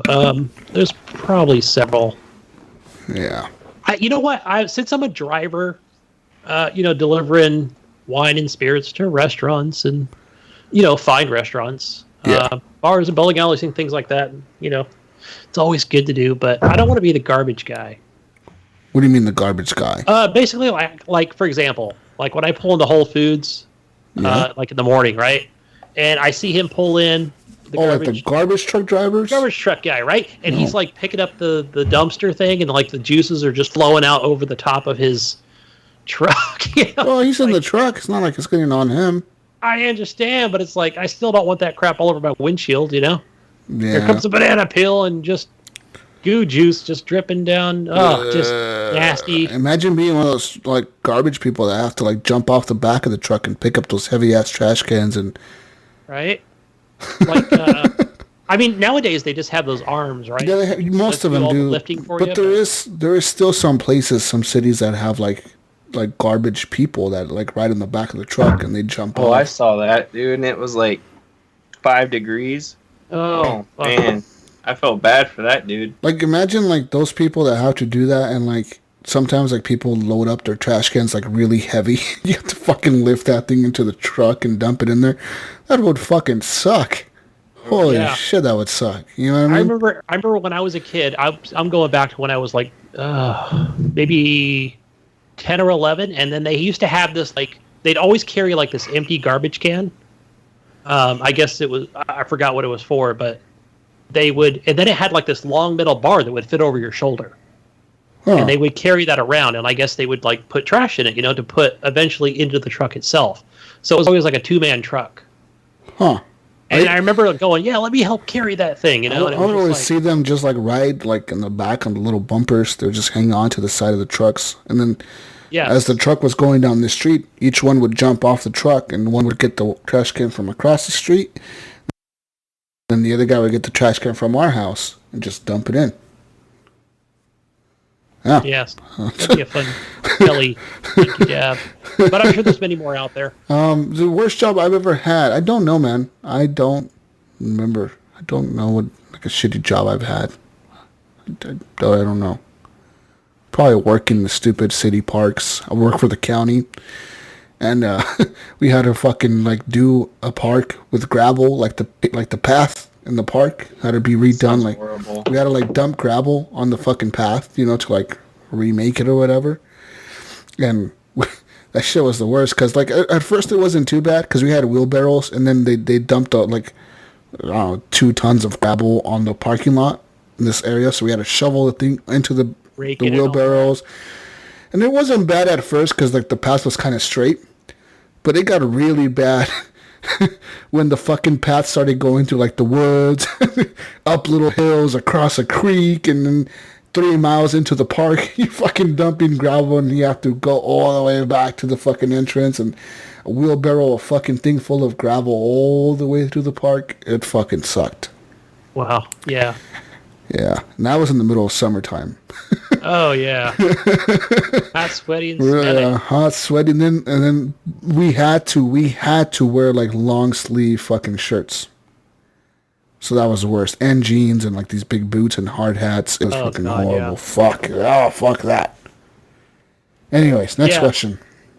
But I was going to mention also, I know Harlan Meeks said he hasn't watched the show in forever and probably listened in months, but he better listen to this one. I'm going to message him after this. Okay, good. He's a friend on Facebook. He said, not my worst job, but my first job. I was a sound man for an Elvis impersonator. I like that. That's pretty cool. That's a cool job, man. That's a pretty fucking really cool job for like a first job. Yeah. So those are probably like for some of those parties. But Brian has another question. Anyway, yeah, next one is, what do you wish Netflix would do a documentary on? Video games. The truth. We need the truth this time on video games. Real video games. I want them to do a documentary on the fucking failure the Xbox One was at launch and why. That would be a good one. That would be one to watch. You know what I mean? Like Don Matrick. I want Don Matrick. I want like behind the scenes with Don Matrick and him sitting there in the interview like, If you live in a submarine, well, we have a 360 for you. I want behind the scenes on all this shit.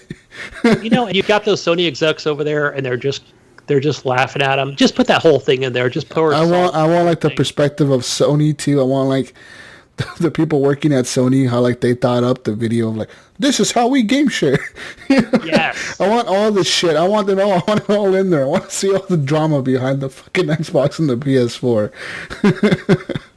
Yeah, but speaking of that, I want to hear, I think it's Seamus Blackley, who was one of the pioneers on the original Xbox and the Xbox 360.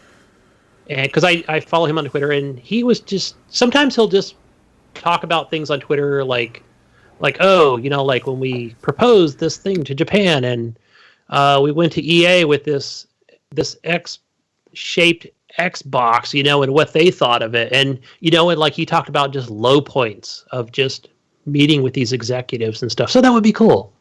Everything seems to be Xbox related here on Netflix, but sure, let's do it. Get a whole thing on that. That'd be neat. Anything on that, Eric? Netflix related? Same thing. Yeah. Video games. Cool, I was actually going through the documentaries the other day, and I was like, man, I just want to watch a freaking good video game documentary. A good one. Like, give me one on, like, WoW, like World of Warcraft. Yeah. All this shit Blizzard's been doing for that game for the last 10 years. You know what I mean? Like, something, Something good. Like, right. I can't remember the last good video game documentary I watched. Didn't they make one with, like, all the people when they were digging up those ET cartridges or whatever? Yeah. That was alright. There was a video game show. It's called Video Game High School. Uh-huh. Yeah, you told me about that one. Yeah, that was pretty good. Was it pretty good? Yeah. It's really cheesy, but you got to take it for what it is. It's just a YouTube little series. Huh. So, but, I mean, I enjoyed it. That's cool, man. Yeah, like, I want more video game-related shit out there, you know? Yeah. Cool shit. But, like what Eric talked about, like with the video game high school, like where it was always cool, Yeah.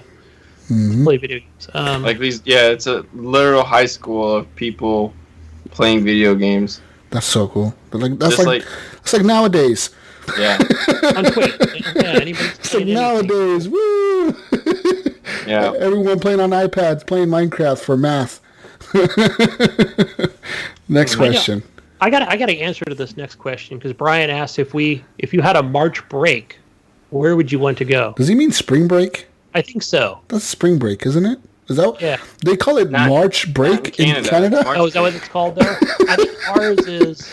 Oh, hey, how's your March break over there, eh? Oh, hey, we're gonna go down to Miami for the March break. Oh, hey, we're going down over to Minnesota and have our March break. Is that where Canadians go down to Minnesota for March break? Yeah, it's basically like home to them. Is that like Miami to them? Hey, we're going to Detroit to go to the casino, eh? And they're out there having concerts spend our March day, Canadian girls in bikinis everywhere because they're partying. It's actually cooler down here. We got them Canadian chicks in those bikinis there, eh? Yeah, I think it's March 18th, but I can never get that week off. I'm actually... So I'm supposed to be off this week, guys, on vacation. Oh, you're supposed to. The boss called me. I work Tuesday through Friday. The boss called me. I need you to work Tuesday. Can you work Tuesday? Okay, I'll pay you overtime. Can you work Wednesday? What about Thursday? You say no. We might as well just work the whole fucking... I would have turned off my phone. The whole week, right? But then he gave me Friday off, so as you can tell, I'm wide awake and alert on this show. Because usually I'm like fucking exhausted from working 16 hours on Friday. But yeah, you know where I want to go, Brian? Home. Home to play video games, so that's where I want to go. Yeah, fuck yeah. But it's been raining here all week. It's actually been raining here a lot, so which is good. Usually it's dry and hot and fires everywhere. I'd like to go to Alaska. For spring break? I want to go there this summer, though. Mm-hmm. During this Alaska? It's really nice. It's probably not bad right now. I want to go to Florida. Go to Colorado. Okay. Oh, my buddy's going to Colorado, go skiing. But yeah, you can either go skiing or go to the beach, wherever you go, man. Sean Ives Fuller from Horribly Awkward has a question. Can people truly build actual friendships through gaming with randos? Is he stupid? The answer is yes. Of course.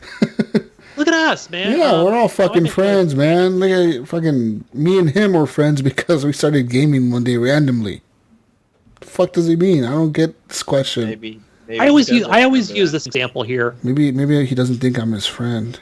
That's it. My son, he has My whole a friend life in has been Tennessee, a lie. where I actually know the parents now, and they talk on a daily basis, and we're Facebook friends, and yeah. Wait, you talk to your mom, kids, friends, parents? Yeah. They met on Xbox 360 years ago. Probably, I don't know, 6 years ago. So now they're Steam friends and they play on PC together a lot. They grew up and pretty much, yeah. So yeah, he considers him his best friend. That's awesome, man. Yeah, and it was just randomly. I think they were playing Minecraft. It might have been Minecraft, or it might have been even before that, actually. Minecraft Early Access Edition. Yeah, so I want to say it was before Minecraft. It might have been like Miner Z or something, one of those indie kind of Minecraft games on there, or even prior to that. So, yeah. I'm going to ask my son, what game was it, where you met Tuck? But, yeah, that's pretty cool, like, when I think about it, Yeah. But he has another question. Oh, name a game that you secretly liked but pretended to hate. I can't think of any.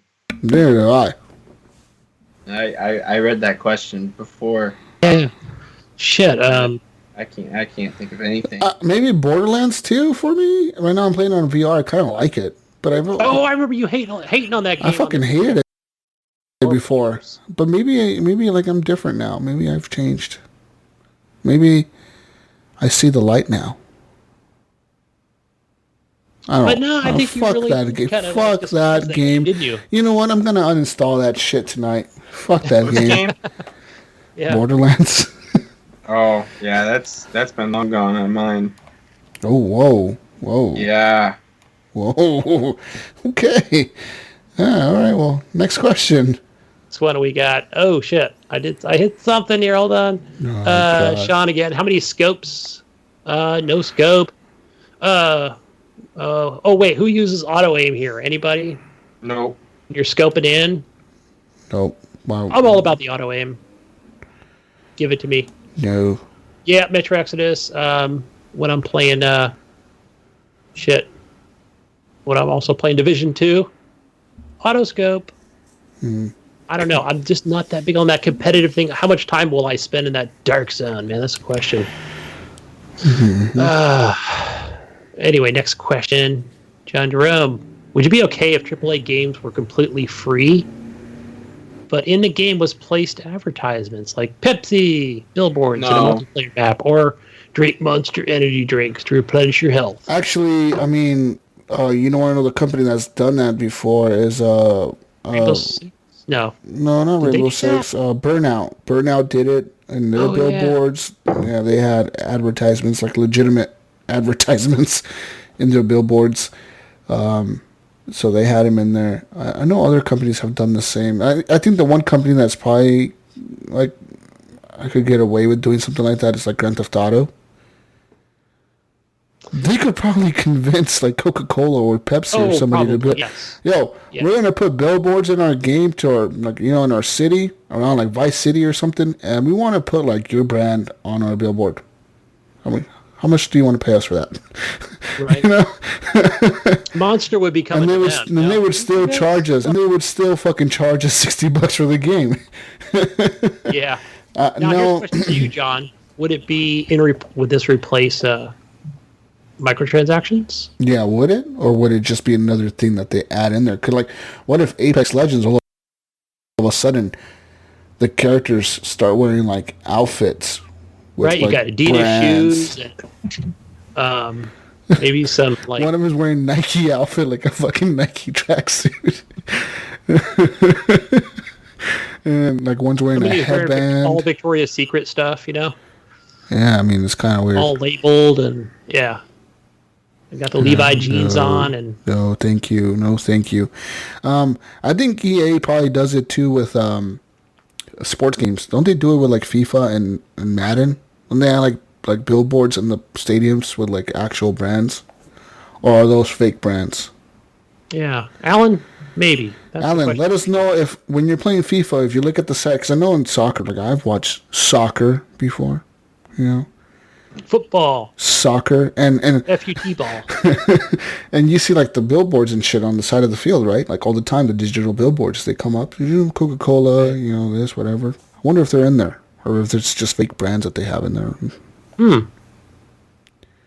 Yeah, wonder about that. But next question, John Banaka asked, "Why is PUBG the greatest game of all times? And what are these developers going to do?" Nothing. These other developers are going to kill PUBG. PUBG is not the greatest game of all time. PUBG is going to die a slow and miserable death. It's going to reach a point one day where you're going to turn on PUBG and you're not going to be able to find a match. Something's going to, it's going to beat Fortnite. It's going to beat Apex. There's always going to be the next. PUBG needs to just get rid of that fucking game. Bury it. They need to make a new PUBG and just delete the old one. Like, yo, old PUBG doesn't work anymore. Everyone, download this new one. And if you bought the old one, we're just going to give you like an update to download this new one. Just go ahead. We don't. I know what the developers are going to do. I already know what's going to happen. Right? Eventually, I don't know, a year from now, 2 years from now, it's going to be like that H1Z situation where, they're going to rebrand it. It's going to be like Pub Royale, right? It's going to have a new label on it. Pub Royale. Right? A new icon. Yeah. It'll be the same game, basically, right? Just be free to play and, yeah. But it's got a lot of awards, but it's not number one, Josh. That's the one I play. Still trending on Steam very high. Like Steam, lots of players are playing PUBG over anything else. Still like number one on Steam. That is my shooter on Steam. Next question. All right, Harley Meeks, how many hours have you put into Anthem? Also, I know it has lots of problems right now, but do you think that in the long run the game will be good or bad? Eric, go answer. How many hours in Anthem? I think I have 20 hours into it. You're the Anthem guy here. And I think in the long run it'll be good. I mean, they're progressing in it right now. And this new patch seems to be fixing a lot of issues, and it seems to be getting positive reviews. So I think it's just going to get better and better. I mean, Destiny wasn't great at first, and it just had to get better, and it did. So I have faith that it will. And actually, Eric, you're gonna get new content in 10 days, dude. Like whole new story missions and shit. I know. I gotta try to push through this story. I think that's the one I'm gonna do all day Monday when I wake up. I have a clean house. I have nothing to do. I'm gonna just play Anthem all day. Is Anthem the type of game if I do free play and get a bunch of masterworks or whatever, like you said earlier, the master shit, and I haven't played the story yet, and if I go and play the story, is it gonna give me better loot than what I already have, or is it gonna just give me whatever randomized loot? I think it's all randomized. It's just okay. It's just random. It's not based on a percentage. There's a good percentage of this you're gonna get, and it also, I think the higher level. I've been noticing the higher. I've been getting a lot of rare loot at a higher level, and once I get closer to level 30, I'll start getting that legendary loot, and I'll start getting that masterwork loot. So it's kind of based on your level then. Okay. I think it seems like it to me anyway. I mean, I wonder how that works, because if I already have all the masterwork and everything's already upgraded, right, what can they give me if I play the story missions then? I mean, before this latest patch, it looked like it was difficult to get masterwork, but now there's just everywhere. Yes, I see like all over Twitter people posting pictures of their masterwork loot they got. They need to add more loot. The master right. Legendary work. That'd be dope. So now we're gonna need power levels. Yeah. Next question. All right. Harlan did ask about Anthem shutting down PS4s. We answered that one earlier, or talked about it. John Jerome, Microsoft announced an all-digital console. Do disk drives cost that much that it impacts the price of the console significantly? And are they ignorant to people without fast internet connections? They're not ignorant to people without fast internet connections because you still have the Xbox One S, the Xbox One X, the Xbox One itself. So that there's always going to be those available to you, just like Don Matrix said, buy the 360, man. Buy the old system. Right. We don't give a shit. I wouldn't say that, though. I would tell you about an S. Right. Download it. Because, they did say, like, this next, this digital console or whatever, it's going to be like an Xbox One S. I'm pretty sure they're going to have an Xbox One X variant of it, probably a little bit more expensive than the Xbox One S model. But at the end of the day, these are just consoles that people, they know that people are not buying games on disc a lot. Especially with game sharing and all that, it's declined a lot. I'm pretty sure, like, lots of companies don't want to release disc games because it's too much money, man. It costs them money. As far as the drives, the disc drives does not cost them much. They're buying these in bulk, but they do have to pay Sony for the rights to have a Blu-ray drive on their fucking console. Like, they're paying Sony like a check for every Blu-ray disc drive they buy. Sony is getting a check for those. But then Sony's out writing a check for, Minecraft. Well, yeah. It all goes back and forth. It all hand in hand, yeah. There's software that Sony uses that's probably somehow related to Microsoft. Because Microsoft is a huge software company. They're not ignorant to that. Like I said, and you got to remember, too. There's always the old consoles you can buy, and they're always going to be disc drive versions of a console. Always, always, always. Yeah, and that was the deal with who published the Minecraft? It was Mojang. It was Mojang, right? So that's how it's listed on the PS4. So, yeah. Anyway, what is it? Probably $40 for like a disc drive. So, but it's not about the money, right? It's just more or less. They're not paying that much for a drive. Microsoft is paying Sony like $6 for a drive or something, I would assume. Probably $10 at most. Yeah. At most $10. Because they're buying these millions at a time. Like, we need to make 1 million Xbox One X's. Give us 1 million drives. Okay, we'll give you 1 million drives at this price. I was a little high on that $40, but maybe you could just make, like you said, you're making it smaller because you're just going to hook up disk drives to it, right? For space, for games, right? For those that are digital, right? Or partially digital or all digital. But I feel your pain, John. A lot of people do have data caps. That shit goes by quick with big games, especially these fucking 4K asset games, like 80 gigs a piece. Right, it's a lot. Yeah, it's like I had to go get that Comcast Unlimited because it was like, hey, you reached your cap. It would just like, you finally got unlimited. No, I've had unlimited for probably well over a year. Yeah, I've had it too for over a year now. I know my company doesn't have data caps, so that's good. Awesome. That's awesome. And I think, and for us, like the lowest speed that you can really get is 50 megs. I think that's the lowest. Yeah. And then but I don't know. People seem to be fine with that. A lot of people just get 100 megs, and you're totally fine with 100. Oh megs. Yeah, you're fine with that. Yeah. I don't know. People think they need a gig internet. They don't need. You don't. I've had that before, and right now I'm currently using 150 meg download, and I'm fucking fine, dude. Like I said, I go on Origin on this fucking PC, and I download a game. It takes like 4 or 5 minutes for a fucking 40 gig game to download. It just it doesn't take long.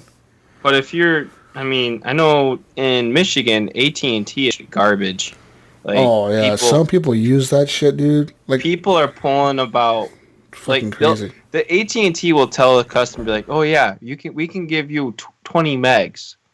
That's our highest speed." And that's not even a speed we offer. We laugh at people when they get offered that speed. I think our lowest is 30 megs. And 2, most of the time you're only going to be pushing 3 or 4 megs. You're not even going to get the full 20. Right. It's just crazy. And plus our internet in America isn't the greatest. It's really, really bad. It's compared to Europe or something. Yeah. It's horrible. New York is bad. And actually, I know that in Oregon, if you live here in Oregon and you are low on resources, aka money, actually, if your child is in school, I know this for a fact because I knew somebody who did this. Your child can get a voucher from their teacher or the principal or somebody in the fucking office. Tell them to go down to the office, or you go down to the school district and talk to the school district or the teachers at the school, and your kid can actually get a voucher. And you take that voucher over to Comcast, Oregon, yes, Comcast, and you give it to Comcast, and Comcast will actually give you like fucking 10 megabyte internet for like $10 a month or something, some ridiculous shit, you know. I hope you don't. They do something similar here. I hope the parent doesn't plan on streaming anything. Well, no, but I mean, homework. 10 megabytes isn't impossible to stream something. Well, no, it's not, but it's going to be impossible when you're scrolling through Facebook at the same time that you're watching Netflix. Right, listening to Netflix demands 8 megabytes. Yeah. You got Spotify on at the same time. It demands so much, and then Facebook demands a lot too. So you're going to... It's not gonna work out. So I know a few people that I knew this one lady who did that, and she's a super cool lady. But yeah, she was telling me, she's like, I pay like $10 a month for internet. I'm like, how? She's like, well, my kid goes to school and I get subsidized internet. It's like subsidized internet or whatever. Yeah, I think I did read something about that. Like they even do it here because, like the wife does these things through her phone through Portal, right? And my kid's always checking off things on his phone and iPad as far as assignments completed and things that need to be submitted and, Google Docs and, because a lot of schools require schoolwork to be submitted through computers. So they... Now that he's in, junior high, that's required. Yeah, pretty much. All right, next question. Let's see. Let's see, I don't want to miss any here. Harlan Meeks. So is the show recorded live? I haven't listened in a bit. Damn it, Harlan. No. Why are you not listening to the show? You're always posting to the group, but you don't listen to the show. Shame on you. John Jerome. Who enjoys making podcasts more? Tipsy Jesus or Sober Jesus? He likes the Tipsy Jesus rants. You went on a rant last week, right? I don't know. I'm sober right now, and I like doing the podcast, so both Jesuses like doing the show. That's my answer. All right, they're fun either way, man. Mm-hmm. Gib 8777777. That guy sounds like a weirdo. Yeah, fucking. I know he's posting some kid photo in the group today. Says, will you guys be playing the new Williams tables? Williams table for Pinball FX3. Yeah, when they come out March 19th. The tables are Theater of Magic, the Champion Pub, and Safe Crackers. He says he's pumped for these pinball tables. No one cares. You know what? I tell you what, Gib, I'll be playing. I think the only reason he asked this question, I'm being honest here, I think the only reason he asked this question was to mention that Pinball FX3 has tables coming out on March 19th because nobody knew. No, and that's why he even put the names of the tables on there so people know what tables are coming out. Because I think what it is so no one gives a shit. I think because we game share, and I probably wouldn't know unless he gets them, and then that way I can play them. Well, right? He's giving you a hint. He's giving you the names of the tables so you buy them. Theater of Magic, the Champion Pub, and Safe Crackers, Gunny. Wait, so I got to probably buy the whole pack. Oh, is that what it is? This is a fucking hint. I guess I will be playing them if I buy them, And you'll be playing them too, Ryan. Jeez. Fucking Ryan. We miss you, Ryan. I miss you, buddy. Love you, dude. We still talk to him every day. Mm-hmm. We're just joking. We know what's going on. Oh, he does have another question for me. Gib does. He says, well, is Gunny Chief going to get the VR Labo for his Switch to try out and be like Jesus? No, he's going to be selling his Switch to me. Yeah, we hear where he sold it to Eric. He's trading it for a PS4. We're swapping out. No, I'm buying it for $200. Oh, now you're buying it? No, $250. $200. $250 minimum. And that comes with... And you're paying for shipping, Eric. $200, and you can have the money right now. I can forward it right to you. All right, how about you forward the money first, and then you send another payment of $50 later on for him to ship it. First, right? Once I get the goods and I hook it up and make sure it's not been modded and shit. Right, there's no cockroaches in it. Yeah, make sure there's no cockroaches in the PS4. Then I'll send the Switch, okay? And that'll come with Zelda, free of charge. Never played. Whoa, Zelda's a $60 purchase, Eric. Yeah, it's a good deal. Wait, you said you played the Labo VR? It's like that other game. Oh, I see what you did there, Jesus. All right, I'm not reading that one. Yeah. Ryan says he needs Eric to be more sad on the next show. He's pretty sad today. He's pretty tired. Eric really has lived up to his emo status today. He is really sad. I really do live up every day. And yes, Ryan, I'm getting all the questions today. I'm going to get them all. I'm on fire today, man. I'm just going to get every single one of them. Next question we have, Jonathan Arcelo. In a zombie apocalypse, which one of you will survive the longest? I'm going to know this. I'm going to survive for like a week. You know what? I can't go long without at least a day. I won't even say a week. I'll probably survive for 4 days, and then I'll probably have an asthma attack and can't get my inhaler or medicine, and I'll probably die. Oh. That's horrible. I'll probably die a miserable death. By suffocating, not being eaten by a zombie. Oh yeah, I won't even be able to breathe. I'm just going to suffocate to death. That's horrible, but then you'd come back as a zombie. Zombie Jesus. Still doing podcast.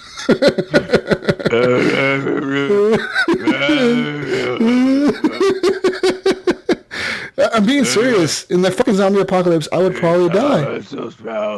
My asthma would fucking kill me. If I had an asthma attack and I could not get a hold of an inhaler or medicine, I would be fucking dead. At that point, you would just grab an inhaler. I would probably just I would break into a pharmacy. I'm not even kidding. There you go, right? Can you run to CVS? I'm going to a pharmacy and I'm taking all their fucking inhalers. I don't care. You're that still, but no, if you're like so desperate and you just found someone's inhaler. Oh, I would take it. I would kill them for it. I'd kill them for it. I mean, this matter of life and death, bro. Right. This is, serious shit. Apex or PUBG have a person with asthma. Yeah. So then you have to run around and try to find an inhaler too. That could be the battle royale part. Oh, you're finding medicine. Yeah. We need to make an anti-vaxxer. An anti-vaxxer battle royale. Yeah. You have to outrun the diseases that are coming for you. The wall could be diseases. Oh, right. A plague. Man, this game would have so much controversy, it would be like on top. Yeah, everybody we need to make this anti-vaxxer battle royale. Holy shit. Mind blown, guys. You're welcome. Time to download the Unity engine. Get to work. Somebody make this. We'll Unreal Engine. Yeah. We'll use Unreal because they'll give us more of a cut. Yeah. All right, Unreal. Frostbite. We don't want to use Frostbite. We're going on Epic Launcher. They'll start telling us what they want. Yeah, fuck you, EA. Fuck your Frostbite bullshit. You want us to put microtransactions in our anti-vaxxer game. Then our game will start bricking systems. Your fucking system's gonna sound like it has asthma.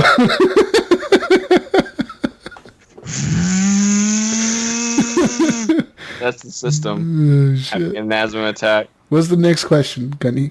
How long do you think you survive, Gunny? You think you'll live me in a zombie apocalypse? I can run pretty fast. I can run pretty Gunny, far. it's not about running. I do a lot of running at work. Gunny, you're in fucking California. You're gonna be dead in 2 days. Oh, that's true. I mean, I'm in the Bay Area. I think all those people from the city. Oh, you'll be dead. Are gonna work their way across the Bro, Golden you Gate just Bridge. need to find a yacht somewhere. Just go out in the water. Yeah, go out in the water and live in the sea. Pretty much. I'm the safest bet.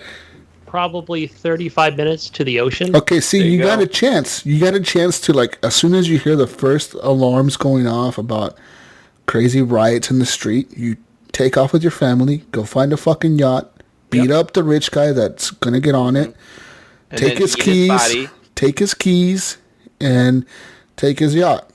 And his weapons. You need his weapons. If he has any weapons, he's a rich guy. He probably doesn't have weapons. Probably has bodyguards though, so you're gonna have to take them out first with your car. You have to buy out his bodyguard. You have to run him over. Run him over with your car. You have to show them who is the alpha dog. Yep. So it'll be a fight between you and this rich dude. And his bodyguards. Only the strong survive. And if you win, the bodyguards will be your bodyguard. Yep. They'll be like, "Oh damn, he is our new boss." Oh, he is the alpha dog. I've read enough of those books, man. Listen to a lot of them. Gunny, so you need to tell your wife you're gonna invest in a yacht. Big yacht. That way you have an escape place route to stay. Yep. And you need to tell her all this information. Be like, look, this is very for important. Our zombie apocalypse. Mhm. Okay, so I don't really feel like killing some rich dude to steal his yacht when I can just have my own yacht. Yeah. There you go. It's a good idea. Yeah, you know what? I'll be with my shotgun. I just need to get like those big channel locks or. Is there an island near California There's lots of islands, isn't there? Coast or whatever. There's the Farallon Islands, which is off near San Francisco, but it's still like out a little ways, just in right? Do people like live there? I think so. I think there's like a couple of houses out there. There's only a couple. There you go. Then you drive yacht to that island, and then you kill the people that live on the island. Oh shit! Make sure you double tap them though. You want to get them in the head. Yeah. And then a little lighter than the shotgun. Okay. Then you machete. take them, and with the machete you cut their limbs off, every limb, okay? And then you take their bodies onto the yacht, okay? Whoa. Then you drive into the middle of the ocean and dump their torsos into the water, and then go back to the island. Oh, right. I don't want them reanimating. What if the zombie? What if they did? They can't swim back. Okay, listen. Right? They turn and then all of a sudden they turn into a fish. They freaking evolutionized into a fish. They're zombie fish. Zombie fish. Zombie sharks. All cycle, man. Zombie Sharknado. Get on it, sci-fi. Zombie Sharknado. Battle Royale. This would be a sweet TV show, man, on Sci-Fi. I'll tell you what. Sci-Fi could do this. Sci-Fi would do this. They'd be like, this is freaking amazing. Zombies and sharks? You mean sharks or zombies? Yes, we mean sharks or zombies. Yeah, why not? Huge tornado coming. Start eating zombies. Okay. The hurricane is a zombie. That's the kind of stuff sci-fi They don't do. give a shit. They just get high in a room and think of stupid ideas. Yeah, that's how they make. That's how they write all their shows. Sharknado, those are good movies, man. Those are fun. Okay. Yeah. Next question. Next one we got from Chris, Dirty Bite. He wants to know what is more important, length or girth? Girth. Yeah. Next question from Chris. Oh wait. Same question that he has that Jonathan asked in the zombie apocalypse. Which host would live the longest, and which one of the hosts would you kill to outrun or outlive each other? Hole with that. Okay. You got to turn us against each other. That's a whole rabbit hole we just went through. We're not going down that fucking thing again. Hell. Well, for the record, I'd kill Eric. Yeah, I would kill you, Jesus, and Eric, both of you. You both sacrifice myself. You'd be zombie. Yeah. Poor Eric. I feel bad, Eric. I'm sorry. Like, never mind. I'm just gonna kill Gunny. Fuck it. You made me feel bad for you. Out of including Ryan, I think Ryan would be the one to last the longest. He would probably kill all of us. He's fucking crazy. I think he is crazy. He's got that Canadian He got fever. that crazy Canadian stare. Yeah. It looks harmless. No, but deep down, yep, he's thinking of ways to like stab you in the neck and murder you. Yep. Yeah. I know. Kind of like how cats do, like every day when they just stare in your soul. Yeah, pretty much. Canadians just stare at your soul. They can see your soul through your eyes. Yeah, they try to make you like, hey, buddy. Sorry, eh? Sorry, there, sorry, buddy. Hey, buddy. Hey, buddy, you want some food? Hey, why don't you come over Canadians to my house? are fucking ruthless. We can grill some stuff. Yeah, yeah. What do you say about that brilliant necktie I just gave you, eh? Hey, you want that Canadian beer? It's really good. Yeah, Canadians are crazy, man. Yeah, they're crazy. They'll look into your soul and kill you with a shiv. They have Sleep their with own one eye Canadian open shiv. around that guy. Their shivs are made out of icicles. Oh shit! So it just melts. Yeah, it melts and it just goes the evidence. And melts inside your body when he stabs you. Yep. That's some Columbo crap, man. That's how the Ice Walkers happen. Oh shit! In Game of Thrones.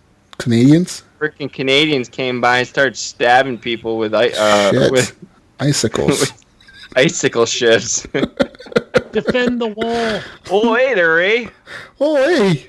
See, you're out here minding your own business. We stab you in the neck. Stab you. Whoops there. Sorry there, bud. Sorry. Whoops, sorry. I stabbed you in the neck there, eh? Hey guys, Wingman has where a my question. mind just goes. It just goes and goes. What does Wingman say? Wingman 709 says, Eric, why do you think Anthem is getting so much hate? The game is amazing. I don't understand the bad reviews and comments people are saying about the game. Well, okay, so here the big reason why Anthem getting the hate is because they released a alpha or beta demo and called it a demo. And so that was like strike 1, 2, and 3.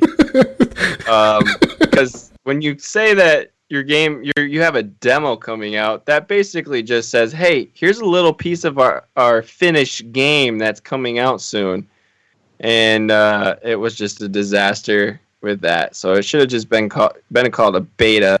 I think it would have been received better, and people would have been more understanding of the issues, and they would have had better constructive criticism rather than defective criticism, if that's even makes sense.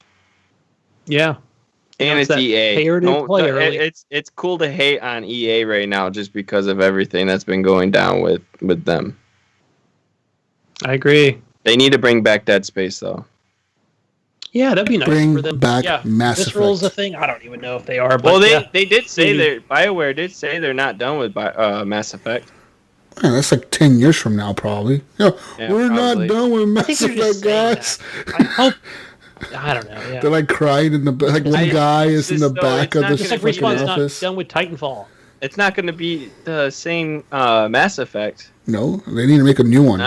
Yeah, just redo it all. Commander Shepard never existed. It was all a dream. He was asleep the whole time. And this is what really is going to happen with Commander Shepard. That was all a dream. Everything. His ship falls in Canada, and he is surrounded by a bunch of crazy Canadians trying to stab him with icicles. Battle Royale, Mass Effect. A battle royale. A Canadian battle royale. Canadian battle royale with some. Every weapon is an icicle. Listen, guys. We're giving ideas out here. Like that one, you guys can take, but I mean, we're keeping the other one. We're keeping anti-vaxxer battle royale. Anti-vaxxer battle royale. That's staying with us. Copyright Horrible Gamers 2019. That would be one of the anti-vaxxer battle royale is a copyright. Patent pending, Horrible Gamers. The needle is the OP weapon. That's the one you want. It's like a legendary. That's like a gold. Yeah. Like something you use on a horse. Soap and stuff on it. Gold needle.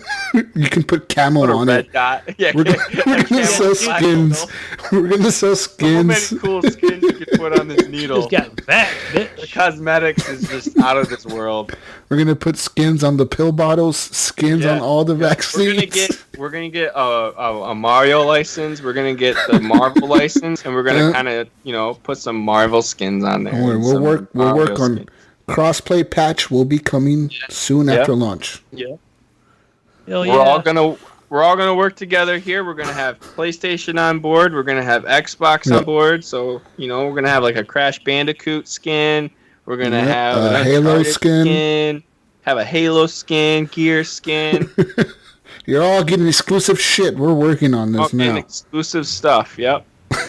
Anti-Vaxxer Royale coming 2029. Free to play. Free to play. You guys. We make some serious got 10 years to make this game. Hey guys, Pinpoint Red. We're gonna early access. You guys can go fund us for early access. People were complaining about what game was it that was charging people like $5 real money. Oh shit! It was a recent game. Was it?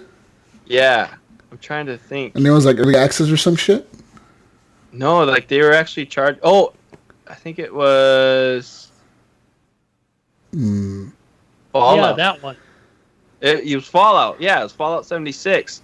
They charged people like $5 for cosmetics and stuff. That's good. Good price. We're gonna double that. We're gonna charge $10. $10. Well, inflation, dude. In 10 years, $10 will be like $5. Yeah, people want more money. We gotta charge them more. Something. Yeah. Something needs to be made here. It's a business. Pinpoint Red has a question, guys. Ooh. Jonathan Hall. He says, What game do you wish was still getting monthly DLC updates? Anti-Vaxxers Battle Royale. This game is suddenly fresh again. Anti-Vaxxers. Will be fresh to death. We're going to be releasing weekly updates on that game. Weekly. This game's going to be... we're selling this totally unfinished. We're just going to start making updates about every week. Give us about 5 years. The game will be finished, but you'll have it. It'll be ready to playable. And then you'll have early access charge at $30. And then we're going to charge you for the release. Yeah. That's another $40. You got to pay extra. It's $40. It's not $60. So there you go. That's right. We're going to be like Epic, man, just rolling in and buying Forest. And you can get the deluxe edition where it actually comes with a needle, so you can actually give your child a vaccination. Yep. Oh my gosh, yeah. And a strategy guide. Right, it's good because that would be on every daytime talk show. A fucking field manual from World War II. It'll be really quite dated. It'll be like back in 1940. So fucking field manual on how to give a child a vaccine at home. It was back in those Depression days, so the parents had to do it themselves. Yeah, so that's how we got the manuals. I don't know how we got them, but that's where they date exclusive content. Yeah. HGP exclusive content. I think the best part is we're going to have groups lined up ready to sue us. Anti-Vaxxer Royale. I mean, we're going to have to steal some dances from people, of course. You know who we need to talk to? Gary's Mod. Whoever makes Gary's Mod.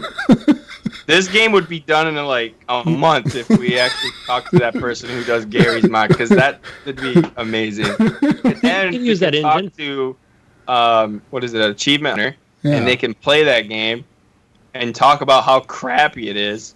But hey, we're still getting attention. So. PR is good PR no matter what kind of PR you're getting. That's right. That's right.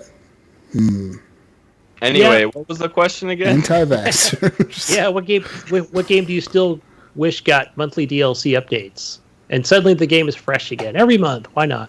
Halo. Oh, dude, Halo, if it got monthly updates, it would be insane. Yeah. Maybe a new map. There would be lots of people. I think there would be a lot more people playing it. Remaster. Just because I'm high on that right now. Well, I think Blackout should have got monthly updates. They just never kind of followed through with that game. Mm-hmm. No, they never did, huh? They just kind of kept it. Well, I mean, they've added new areas to the map and stuff recently, and they've added like the new cops and robbers mode where you could like get a cop car and you could chase the robbers. But the robbers, if you find like the robber car actually shows you on the map where like there's high tier loot, like where all the loot is. So you can go and get the loot, but the cops in the game can fuck your car up and kill you. So it's interesting, but it's not like that good. You know what I mean? What other battle royale game can we make? And there's already going to be Shark Royale. We need another one. They already had like that one medieval Royale game where like you're in medieval times. What about Cuisine Royale? Is out. All right, we need a Royale game with natural wildlife, with the real animals, Eric. We're going to go and film, like, real lions fighting lions. Lion against lion. And you are a lion. And you all have to fight to get on the Ark. The Rock. No, the Rock. We're gonna call it the Rock. It's actually the Rock. Johnson or no. The Rock? It's the Rock from like the Lion King movie, but we can't say that. Yeah. We can't say that legally. So the Rock, we're gonna just call it the Rock. Johnson. King of the Mountain. Yeah, and then you're gonna you have to get on top of the rock at the end. And the circle of life gets smaller. Yep. Towards the end. That's exactly. Wildlife Battle Royale. Hey, that's a good one. We're freaking geniuses. Damn. Another one, Eric. Why doesn't no one hire us to fucking come up with these ideas for their games? Man, jeez. Epic, dude. Like we could be making you all kinds of battle royales, not just Fortnite. What Risk Battle Royale, the video game. That's like a very That's like a very long title. You need to shorten that up a bit, but I mean, maybe I don't know. We could do lots of battle royales. We got ideas, people. Just hit us up. If you're making a game, if anyone that listens to this show can make a video game, hit us up. We will give you ideas, and you can use them in your game. You can use them. All you want, but we would like to take about 60% of what is made out of it. Listen. We'll only take 20%. 20%. We'll get 20%. We'll take each 5% of the money, and then of our 20%, we'll each take 5%, and then we just want our name in the credits. Just put our name in the credits. I want a character too, though. Oh, okay. We go DLC content. I want a lion that has my face. Kind of, it'll look weird and disgusting, but I want it. Work on that. That'll be that's in the contract somewhere. And for some DLC, you can put some of my clothes on the line. Ooh, shit. There's the cosmetics. Cosmetics. There you go. See, the lions it's a good idea because you can have them have different color manes, like a purple mane, a pink one, an orange one, a yellow one, a striped one. You can buy DLC to make the lions into tigers. Yeah. Or ligers. Evolution, baby. What's up? Yeah. And then some other DLC will be elk. Yeah, we could add different animals in there. Mm-hmm. We could do the deer species, all sorts of deer. The deer, North American deer, the other kind of deer. The European deer. The weird, I don't know, island deer. Is there island deer? I don't fucking know. I don't know. Islander deers. We just naming them all off. The island. We could add it. For Canadians, we're gonna add the Moose DLC. Ooh, the Mountie Battle Royale. Mountie Battle Royale. God damn, it's a good idea. I just thought of another one. Maybe just some bird royale, some big crows. You fighting in the air? Hawks. Dude, I saw a gift today. It was an owl attacking a hawk. It literally snatched the hawk from its nest, and it flew away. It was Dude, owls are fucking evil, man. They're big animals. Dude, this owl or this hawk was just sitting there in his nest, minding his own business, cleaning himself, just chilling. Then all of a sudden, and then I'm assuming a female hawk was right next to him, freaked out, and was like, "Hey, buddy, where'd you go?" And the owl just snatched him and ate him. Probably ate him. The predator became the predator, or the prey. The hunt, something like it's that. 1:48 in the morning. I'm a little tired, a little loopy right now. Next question, Gunny. Next question. Did we even answer the question? Yeah, we did. I don't know. I don't even remember. Okay, so... oh, yeah, we answered it. Yeah, we answered it. I answered it. It's with the RL thing, but I'm going with Destiny 2. Just throwing it out there, John. Oh, who cares? They're still coming out with DLC, though, with that. Yeah. They have a new one coming soon. Big one. But I'm talking about every month, bring something out. Not just a shirt, but... I know. No, I'm not saying it's a bad game. Just Fortnite is the only fucking company that could do that, okay? Stop charging so fucking much for it. Nipron, one of our newest members here in Discord. We have Discord questions. Says, how do you deal with toxicity if it was on your favorite game? Toxicity. First, I deal with it. 2, I give it right back. Yeah, that's what you. That's what you've been doing, huh? Modern Warfare. Oh shit! I did that too. This dude's like, YouTubers are for jerks and losers. Noobs do noob too. So I'm like, get good, son.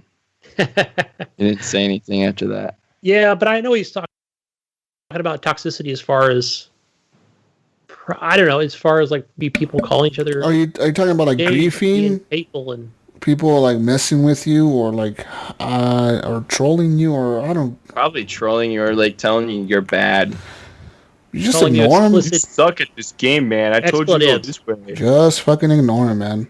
Just you know what? There's a beautiful thing that was invented back in the day. It's a little thing you toggle, and it's called mute. You fucking mute people. Mute them all. Literally, that's what I do when I get into a lobby of Call of Duty. I just toggle mute all. Boom. Oh yeah, dude. Mute all. Especially when they have like their connect. Oh yeah. Mom. Hey baby, can you hey babe. Smokes? Yeah, hey babe. I don't want to grab your smokes. I just need a smoke.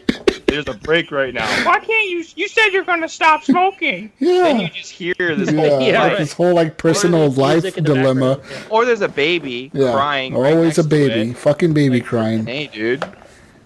Tell that baby to shut up. What'd you say about my baby? What'd you say about my baby? I said shut up. Then a whole fight starts. Can you like shake it to make it stop? No, sorry. I think there's a couple things that you can do as far as like play with friends. Reach out to other groups in the community like this one. Fucking bird. She's still cracking up about that. Yeah. I don't endorse that action, people. Do not shake your baby. It's not good. No shit. You know what's sad? You have to say that to legitimately these days because people are stupid enough to believe some shit like that. Right.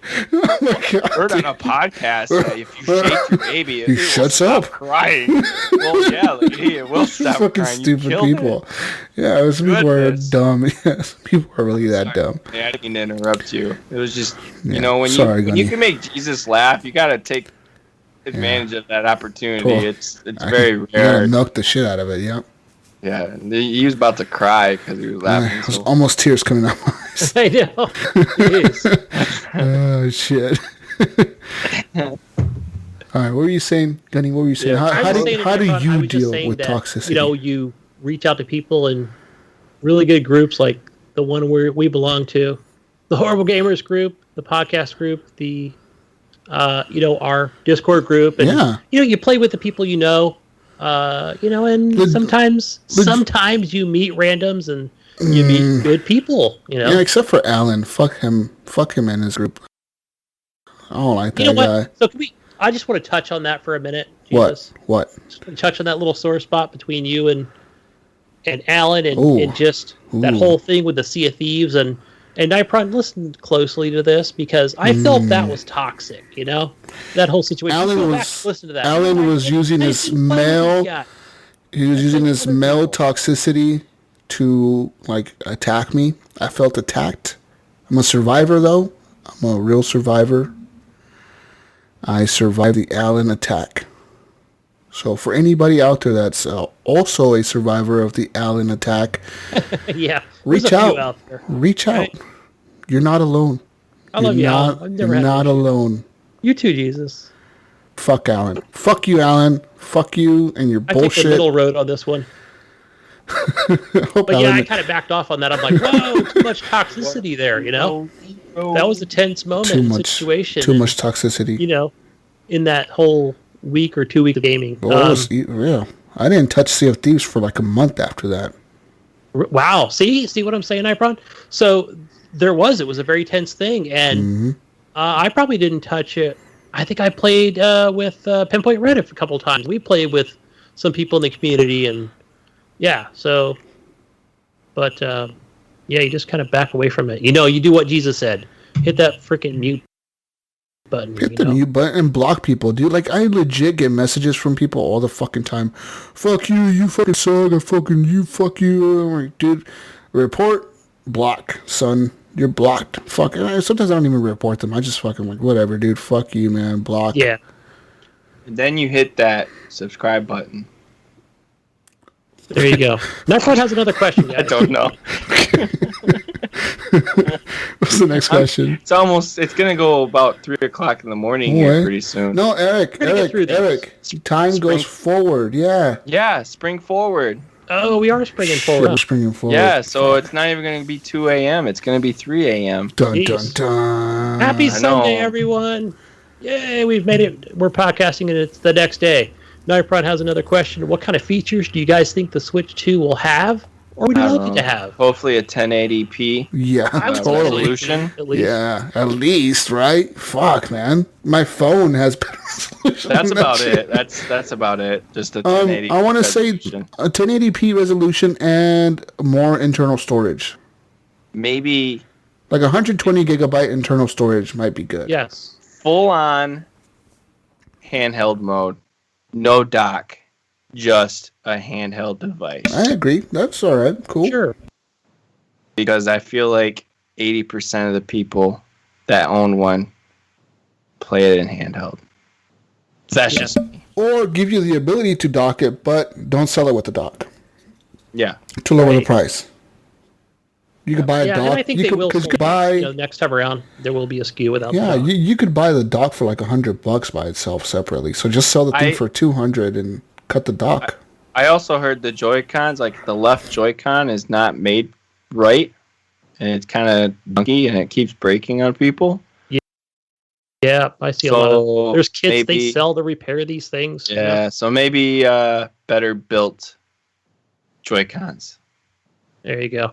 Next question. Zaria on Discord asked, what game or games can you go back and play after 100%? Or just for nostalgic fun? Mass Effect. Halo. Gears.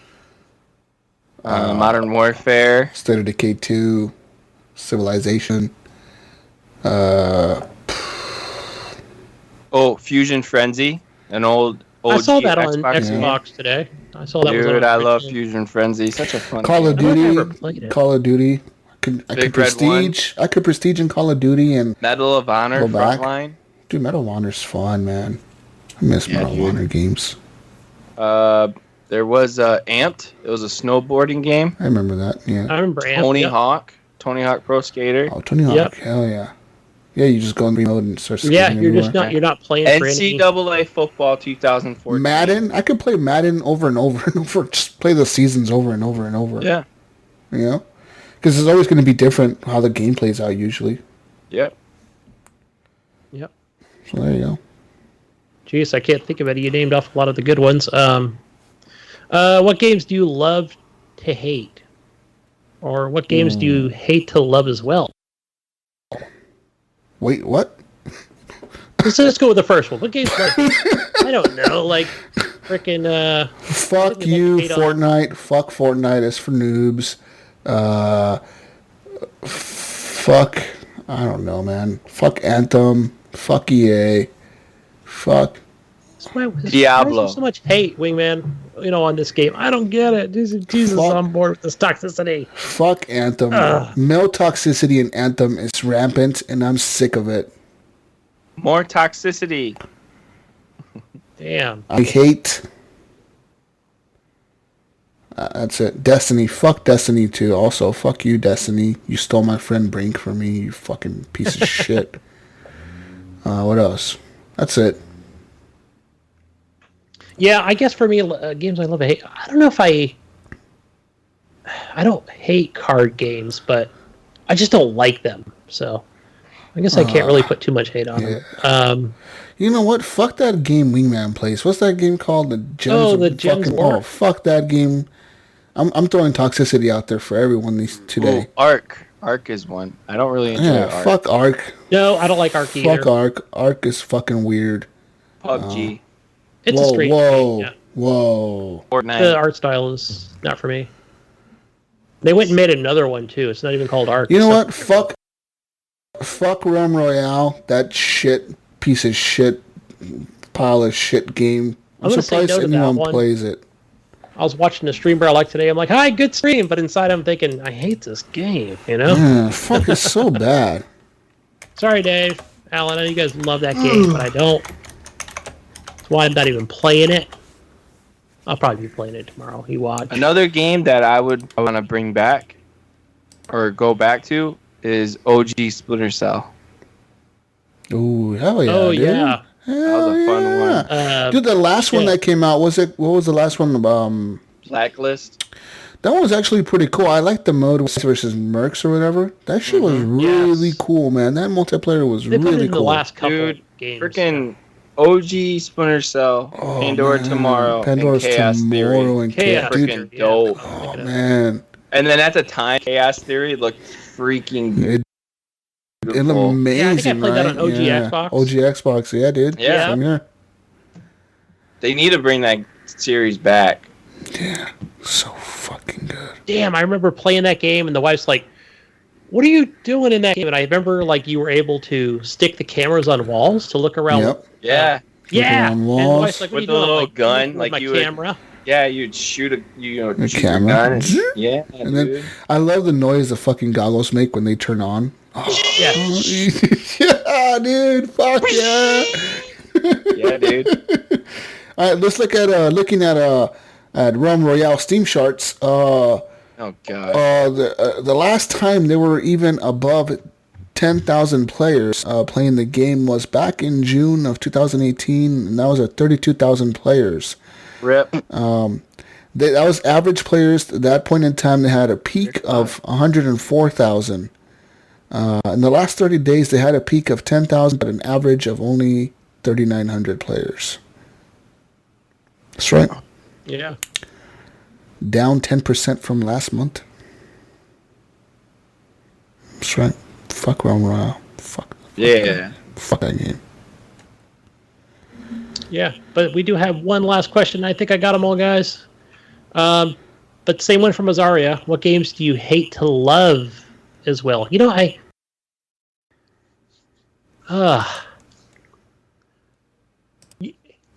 have that. I was talking to Jesus earlier. I have this addiction Ghost Recon Wildlands for me. You hate to love that game? Like, are you addicted to it or something? I don't know, man. It's just I like it, but I also don't like it because it's just the same game.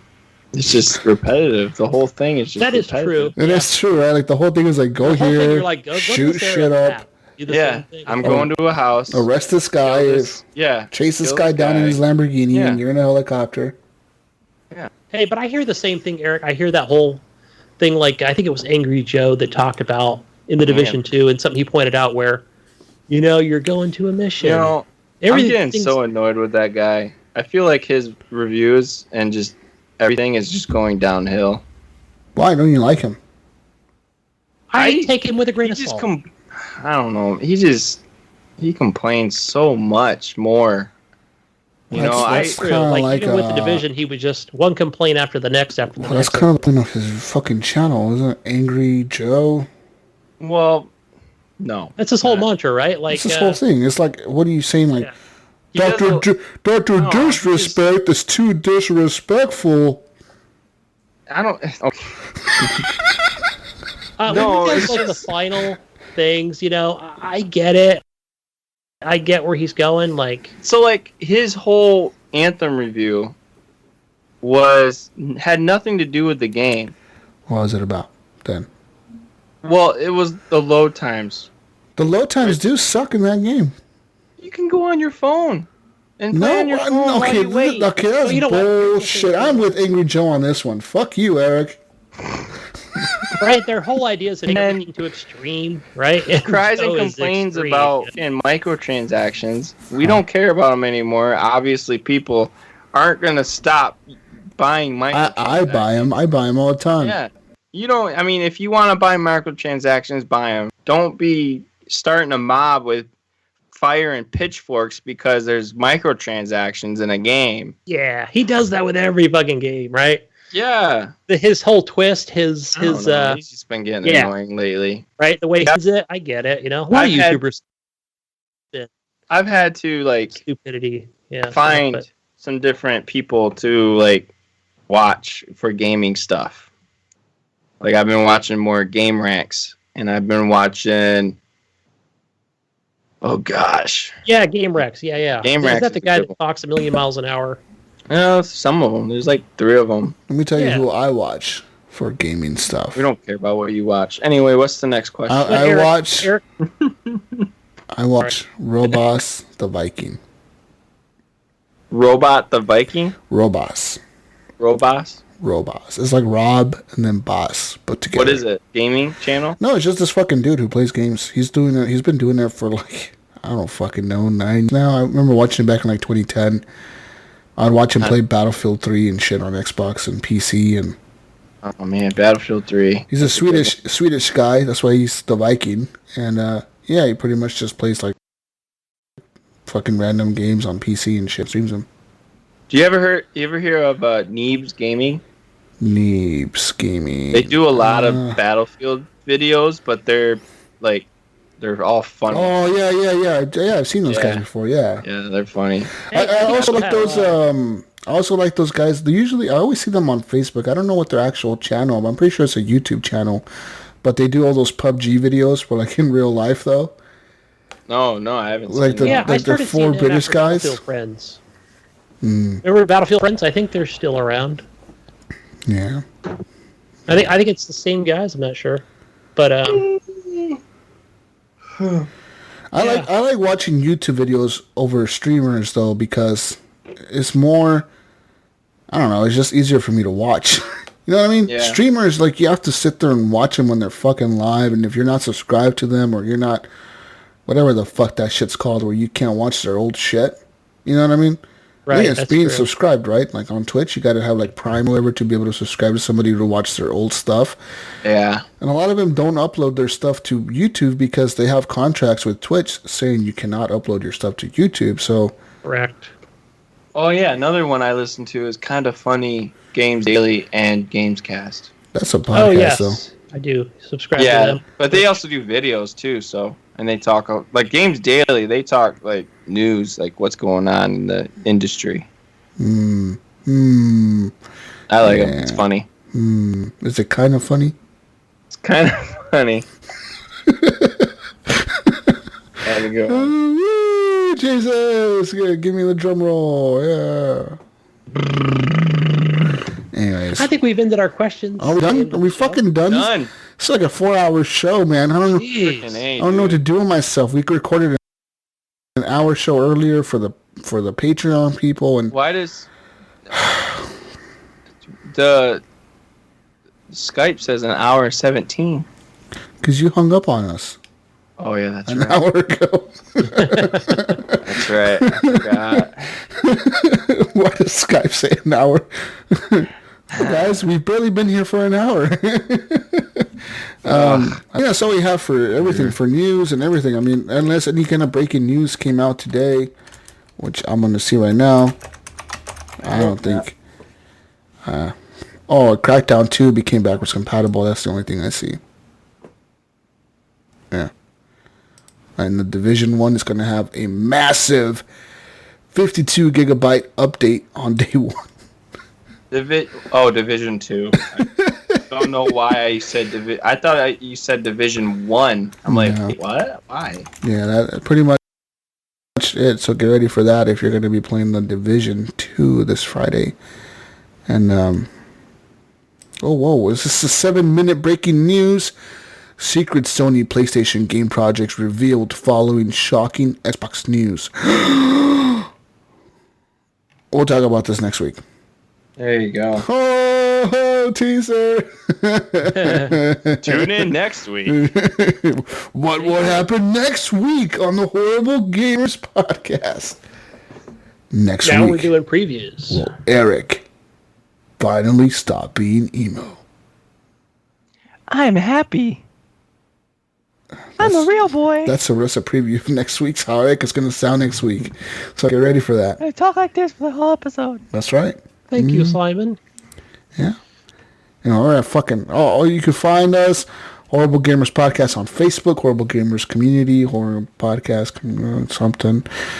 Find us on Twitter at _Horrible Gamers, thumbs up, Stitcher, fucking reviews.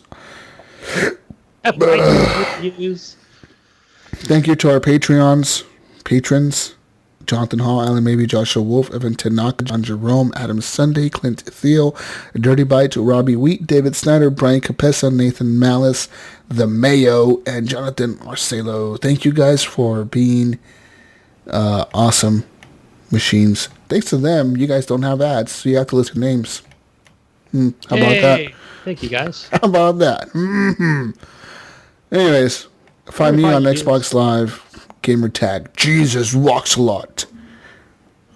Should sell my Xbox One, huh? Should sell it. No, you can find me on Xbox One. That's a stupid suggestion. Shut up, Eric. You give stupid fucking suggestions, alright? Stupid Gamer fucking... tag Gunny Chief on the Xbox. On the Steam's the Gunny Chief. On the Switchy thing, some silly code. I forgot you gave me that suggestion earlier. That's a stupid suggestion. Shut your mouth. Find me on Steam, Jesus Walks a Lot. Find me on PlayStation Network, GSUS Walks a Lot. Gunny, did you finish yours? Gunny's done. You can find me on Xbox. Go.